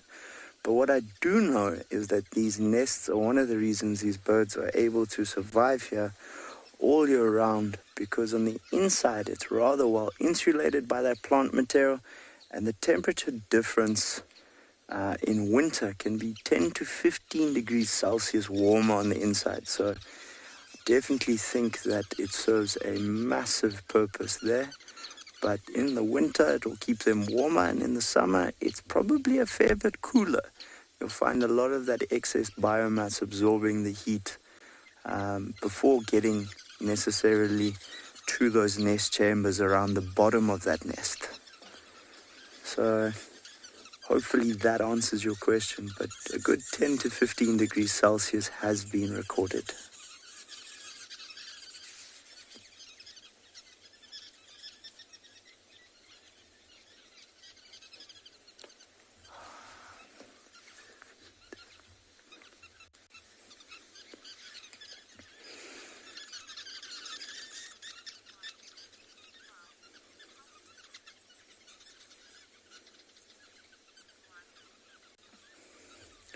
So we've had a question from you on age 12 about how many birds would nest in these nests. Now, this one's a fairly small one, Yuan, so maybe 30 or 40 birds.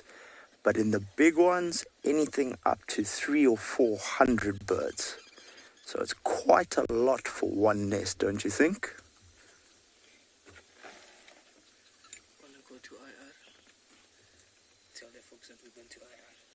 So folks, if you notice something changing on your screens, we're going to be swapping to IR.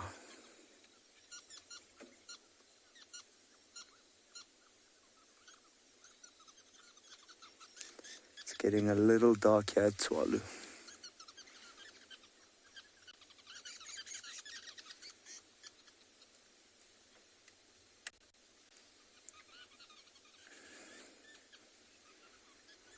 And there we go, the beauty of technology, and suddenly we can see that much more. I'd love to say I can explain to you how it all works, but that's a little bit above my skill set. You see, we still have our giraffe friend here staying with us. He's decided he doesn't mind us too much and would rather continue feeding and being, if not ignored, just kept pleasant company.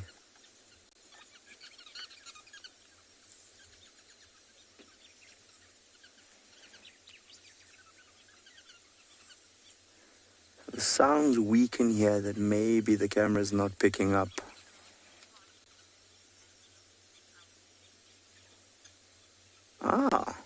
Interesting question from Ulti. Are giraffes faster than antelope? I guess it would depend which antelope you're referring to, Ulti. As a whole, I would say probably not. If you think about the fact that your hartebeest, your red hartebeest, is capable of doing speeds up to 80 kilometers an hour. And as much as I think long legs help when sprinting, I don't think the giraffe is capable of those speeds. So you'll find that that rocking horse motion of theirs does allow them to run fairly quickly, well over 30 kilometers an hour, but definitely not in the range of your hartebeest or Tswalu, who are capable of much faster speeds.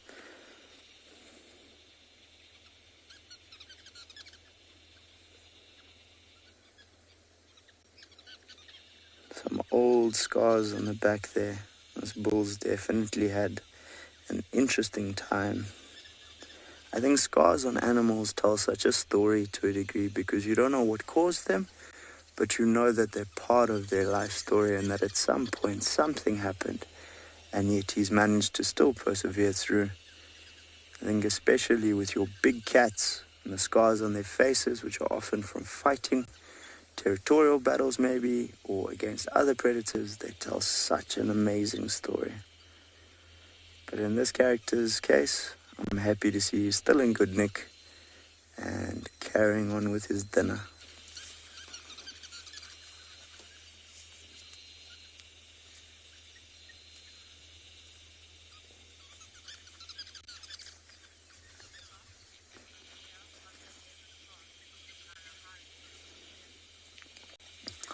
So, do giraffes appear on the desert part of the Kalahari?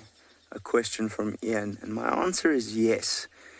As long as there is browsing available and water somewhere, you will find these animals are incredibly hardy and able to survive in conditions where we might say there's no chance, we would never make it, and yet they find a way, and this is the true story of nature. She will always find a way.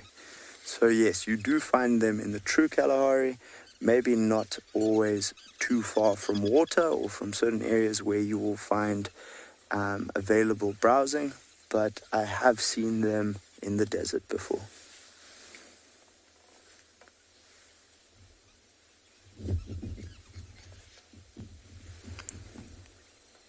We have some sandgrouse flying overhead, coming in to drink. You can hear them. Our sociable weavers, some barking geckos, one or two insect species. You start to realize that the night is never still. There's a cacophony going on here. And it is an orchestra we would never be able to recreate. It's an incredible set of sounds to listen to.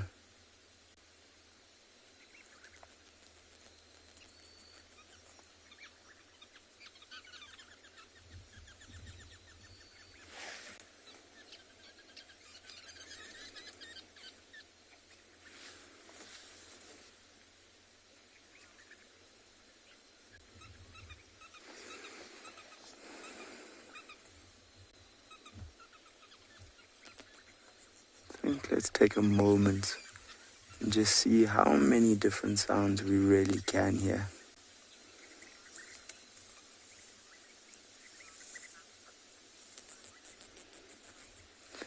So before we have a quiet moment, we have another question from Mr. Yuan, age 12. Next question is, can giraffes jump? I don't think I've ever seen a giraffe jump. I've lived in the bush for my entire life. I don't think I've ever seen it.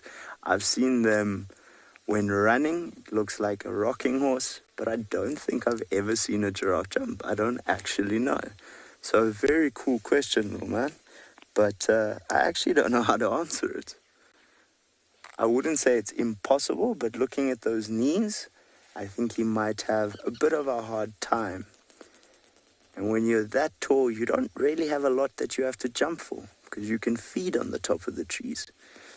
The Zulu people call giraffes Indlula Miti, the one who walks above the trees. So when you're that tall, I guess you don't really have to jump.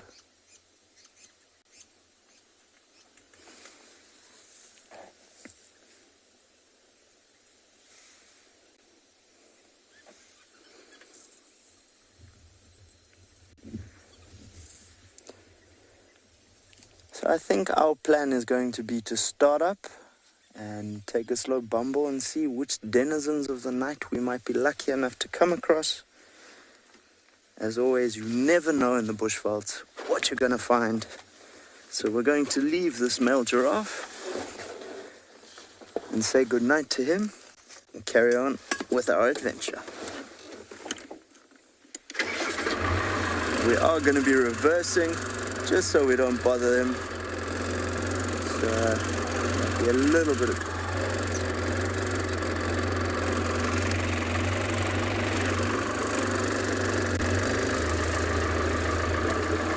So while we get this on the go again, we're going to be sending you across to Rule, who is also on a bumble. Let's see what he has to share with you.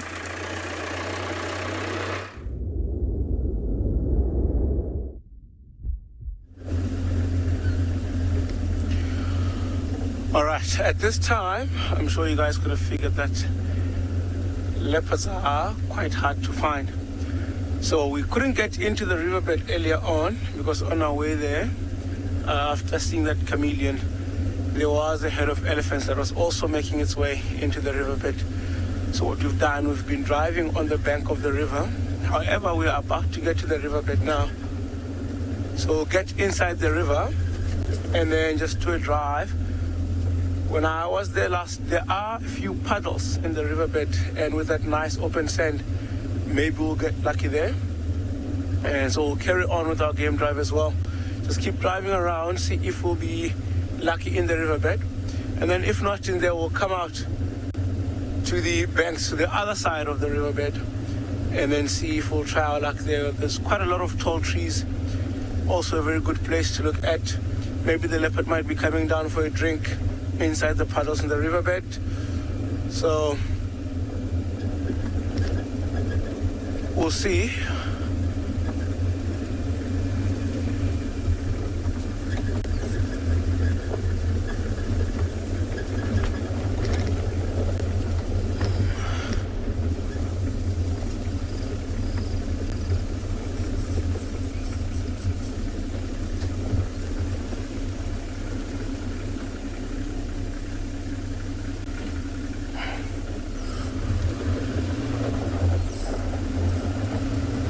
Alright, so we're gonna get inside the riverbed, and today, should we find anything out there, guys, I promise we'll let you guys know. In the meantime, I will send you guys to Trishala, and she says she has something cute for you.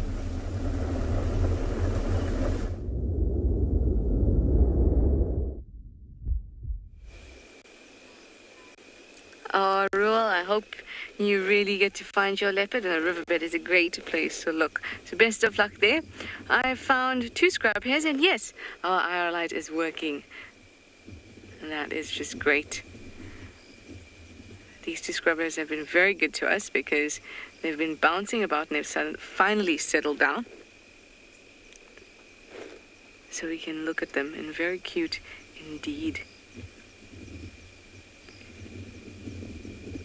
I've been seeing so many small-ish, age-wise animals around. Like we've been seeing these smallish, when I mean smallish, I mean they're not baby. Smallish scrub hares, smallish tortoises, smallish squirrels, smallish dwarf mongoose, And it makes sense because all those animals, all those little ones that were born in the December, November time, even Jan, in the height of our rainy season, all those animals are now coming out and about and moving about, and that's the ones we get to see. So that's quite cute. It kind of reminds me of the turnover that we get in the bush. Both of these scrub hares are quite small also. Not tiny, but definitely not fully grown.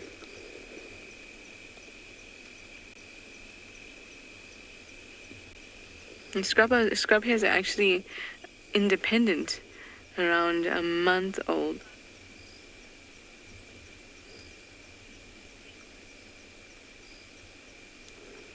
Very cool. Melissa, you'd like to know why they're called scrub hares and not rabbits. There's a couple differences between a hare and a rabbit.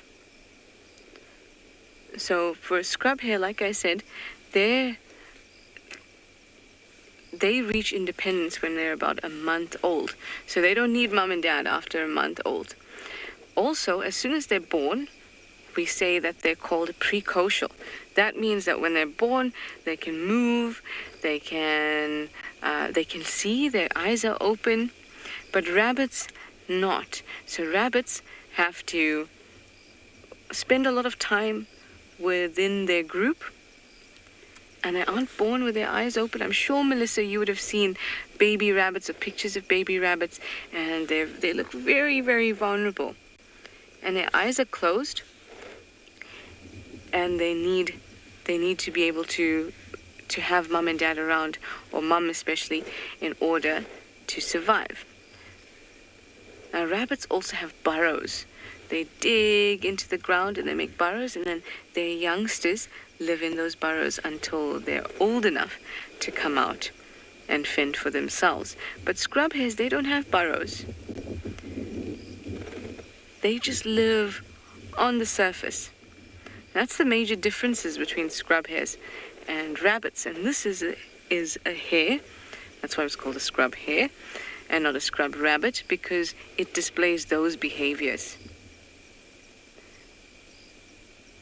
The little leverets, that's what a baby scrub hare is called. The little leverets are born out in the open, and they can move around within a few days of being born, if not on the day, and they have their eyes open, and they reach independence when they're just a month old. And scrub is like a bush or a hedge. Short vegetation, that's called a scrub. So it's a hare that jumps around in the scrub hare. And that's an excellent question, Melissa, because lots of people don't know the difference between a scrub hare and a rabbit.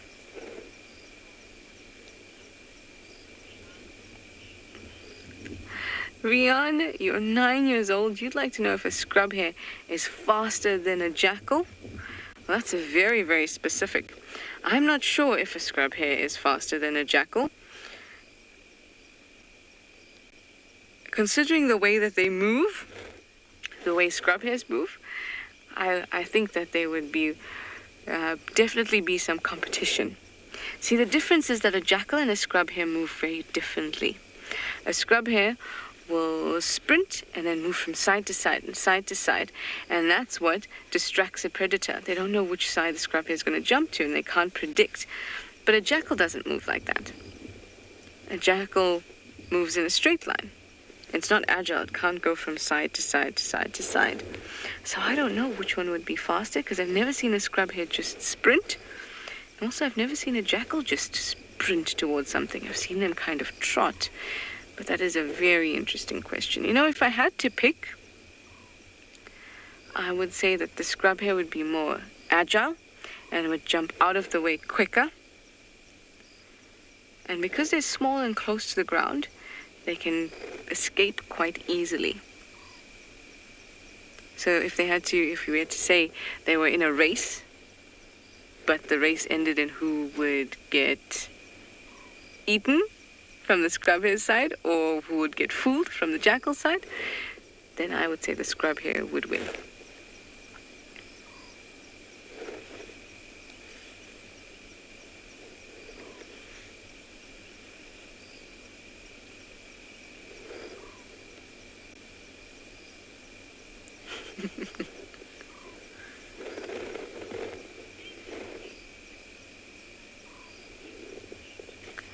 Hi Tegan, thank you for watching. You're 4 years old. I'm so glad that you're watching and that you're enjoying our scrub hares. You'd like to know something very special. You'd like to know if a scrub hare lays eggs like the Easter bunny. Unfortunately not. Scrub hares don't lay eggs, and that's because scrub hares are mammals. So mammals don't lay eggs. Mammals give birth to live babies. And a mammal is usually something that has warm blood. So, you know, Tegan, if you touch yourself, you're nice and warm. If you touch your mum or your dad or any of your siblings or cousins, they're warm. It's because you're a mammal. And also, if you look closely, probably at your dad, you'd notice that he has some hair on him, on his arms and his legs. Mammals have hair or fur. So the scrub hare has fur. Well, us humans, we just have bits of hair left. And the other thing is that mammals give birth to live young.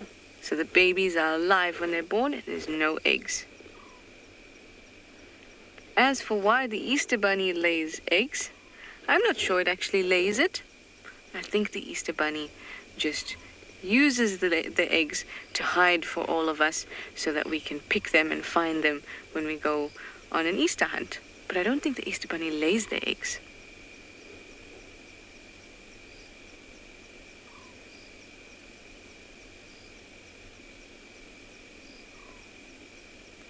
I am just getting some fabulous questions from the little ones. I just love it.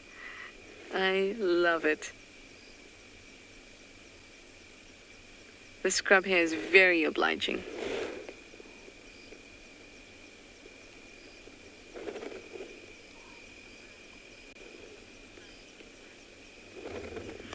Lucy, you'd like to know why its eyes are shining at night? That's because we're using our infrared light. So many animals, in fact most animals, most mammals and reptiles have a tapetum lucidum. And that is a layer of cells at the back of the eye that reflects light. And the purpose of it is so that the purpose of it is for you to be able to see better. We don't have it, just to be clear. So the light goes in and the image forms on your retina, but then the light gets a second chance to bounce off the retina. So it's almost like your brain, or the scrub hare's brain, has two chances to absorb the light from an image, or to see an image, and so that would make it clearer, so the ability to see at night would be better.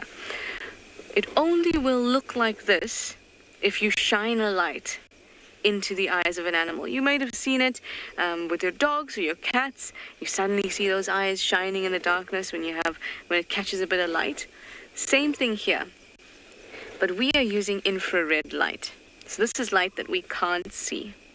And the purpose of using infrared light is so that we can watch the animals without shining a light onto them, because these are prey species, and we don't want predators to be attracted to them because we are shining a light, and the other way around, we wouldn't want predators to be caught out because we are busy shining a light on them. So we use the infrared light in order to stop that interference, and you can still see the reflection of that light in the eyes of the scrub hare, even though we can't see the infrared light. So in reality, it doesn't look like that. It's just because of the infrared. I can even show you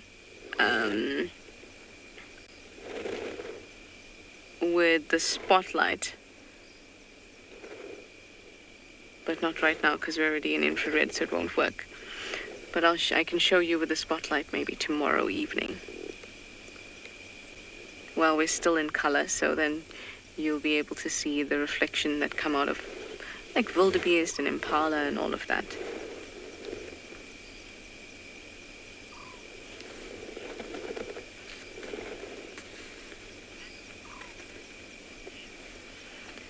Jeff, you'd like to know what other tools we look for we use to look for animals at night. The spotlight is probably the best tool. It's a really underrated tool because of this exact thing that we're speaking about, that tapetum lucidum in the eyes of many animals. For that exact reason, it's really easy to pick out animals with the spotlight because you just need to get just a little bit of light. And then all of a sudden, you can make out that there's an animal there or not. So that's the easiest way, or sort of the most solid way. You see the eyes and you go straight towards it. But the other things that we use are our senses. So our ears, especially at night, because as the air cools, sound travels better and travels farther. So we have a keen sense of hearing. We try to listen out. We try to stop the vehicle and have a listen. And that, in fact, those two things working together are great. Maybe you hear a leopard sawing, but you're in the darkness, you can't see anything. But you know the general directions. Then take your spotlight out, and you have to swing. You don't even have to look closely. You just swing casually. And as soon as you see the eyes, you'll know it immediately. So those two things work together for us to find animals. At night, that is. Because at night we can't look at tracks and stuff. It's far more difficult. We technically can with a spotlight. It's almost not worth it.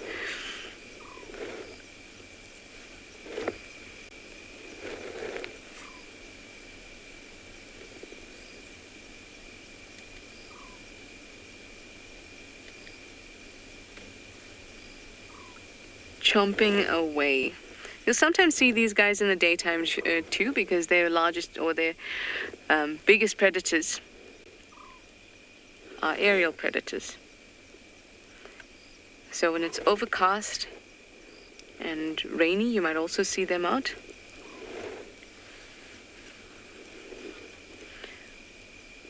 And that's the nicest time to see them because they look really beautiful and fluffy. In fact, that's when the kids would love to see them too. So maybe tomorrow I'll look out for one for you all. Well, let me send you over to Ruel. He's still continuing on his bumble. I hope that his leopard search is going well.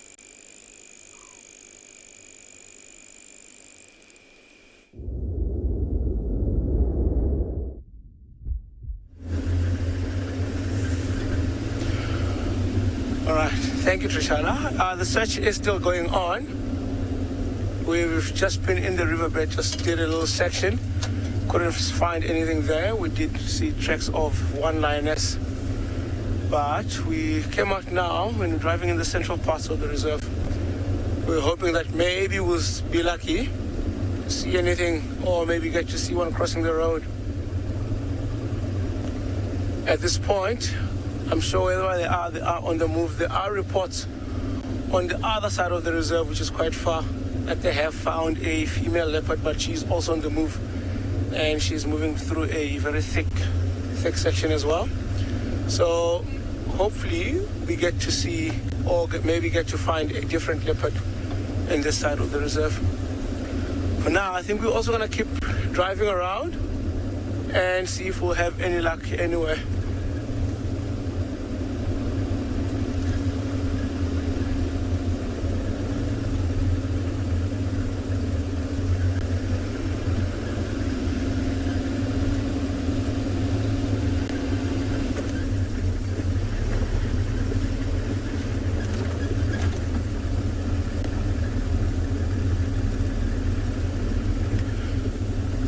Sorry, I think I missed that question there that you got.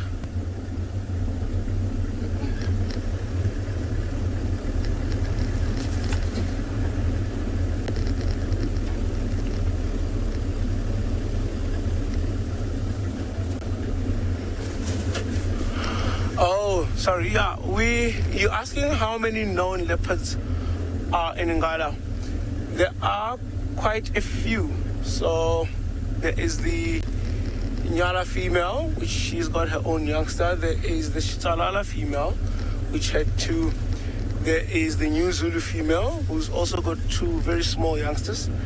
And there is the Tswalu male. And there is a recent male that has just recently moved in to our property. And he's a little bit skittish. We've seen him a few times. And he moves in the territories of the previous male. There is another male that moves around the south.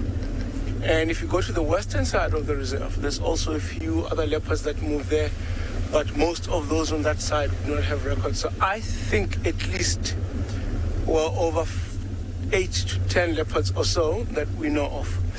I think what's happening now is that we've been spending a lot of time away from the bush, and also with a lot of rain that we've had this year, this area is quite thick, and a leopard is a very, very secretive animal, and hiding and camouflaging is actually what the leopard is very good at.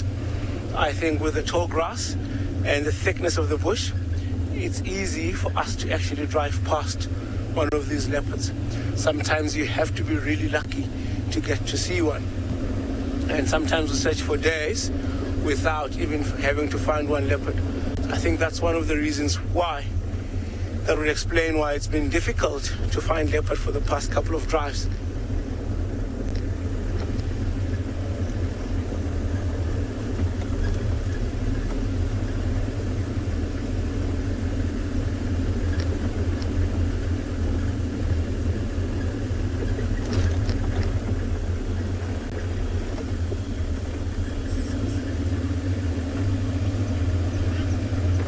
Tyler, I believe you asking, will the riverbed dry out in winter? So that riverbed dries out even if it's not winter. It only depends on how much rain we get that year. And in winter, I do believe it is going to dry out. And in fact, it has started to dry out. There are some sections of it that we are able to drive on them without ever worrying of getting stuck. But for the whole season of winter, I think it's going to be completely dry.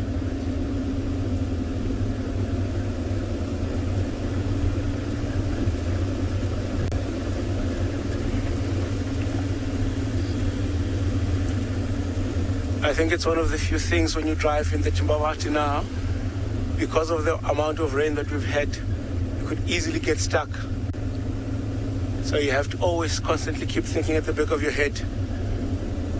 But should winter come, that riverbed should be nice and easy to drive on.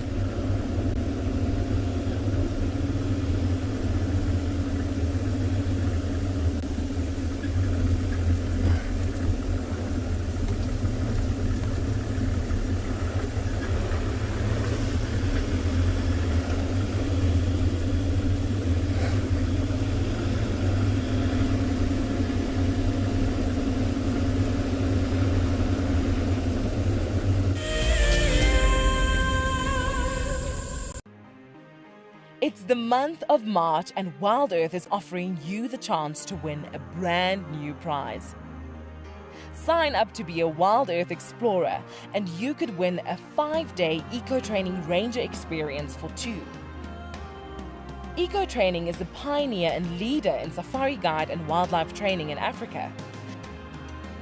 The lucky winners can look forward to approaching dangerous game on foot, tracking and 4x4 driving, learning about animal behavior, and even spending one night sleeping out under a blanket of stars. In addition, you will also get the exclusive opportunity to join the WildEarth team on the broadcasting vehicle. Sign up to be an explorer now, and it could be you that wins this life-changing experience. Terms and conditions apply.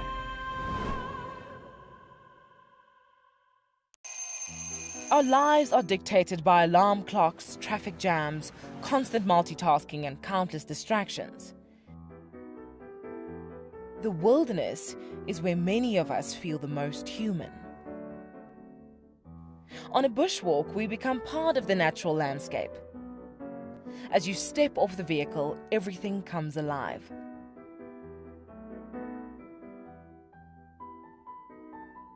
As with any risky experience, walking amongst these animals inspires awe and appreciation. Now, it's your turn to go on a bushwalk. Join us from Pride Lands as we slow down our thoughts, put aside our distractions, and reconnect with a place that first taught us how to be human. I love being a cam-up for WildEarth. The animals coming right up close to you, especially like lions. Sometimes you get nervous, but you have to go with the flow. My favorite animal to film is the elephant because of how big it is. But when it's really up close to you, it's one animal that you would say, I really respect you.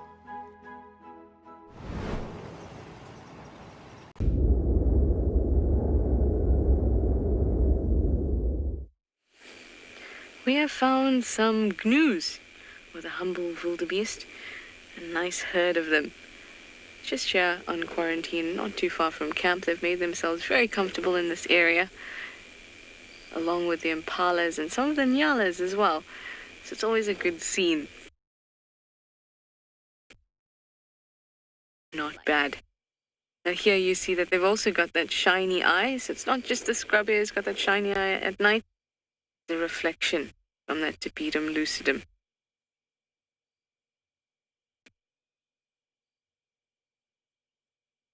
Looking at eye shine is really helpful because a lot of the time you can recognize if it's an antelope.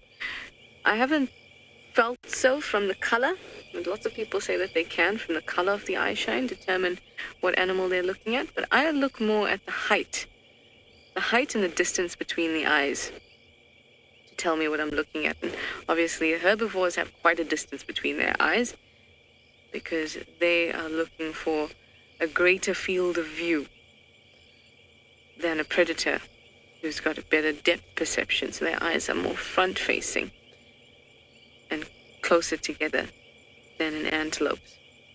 So for me, that's what I look at. And once you've seen it a couple times, once you've seen a cat's eye shine or an antelope or anything like that, it's quite easy to tell what you're looking at.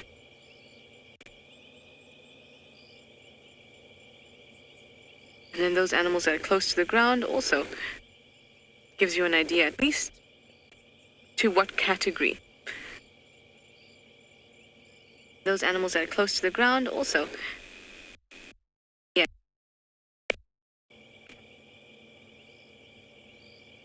So they'll sleep here for the night and then we'll see them again in the morning, and they sleep out in this area because it's nice and open. They can hear for some distance because sound gets distorted by lots of bushes around them.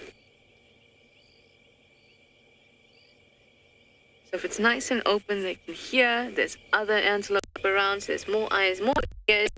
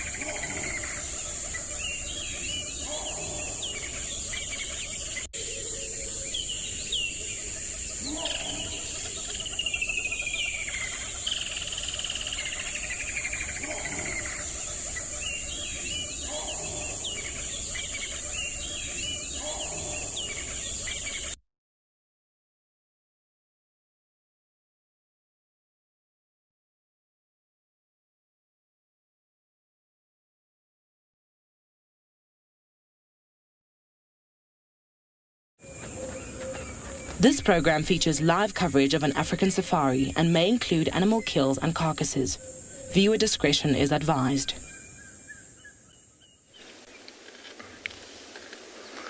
Good morning and welcome to a cloudy and overcast dawn here in Djuma Private Game Reserve, everybody. We had a little bit of rain last night and some technical difficulties. We do apologize about that, but it is a wonderful morning out. It's not only myself out and about. Shashala is out with Impala, of course.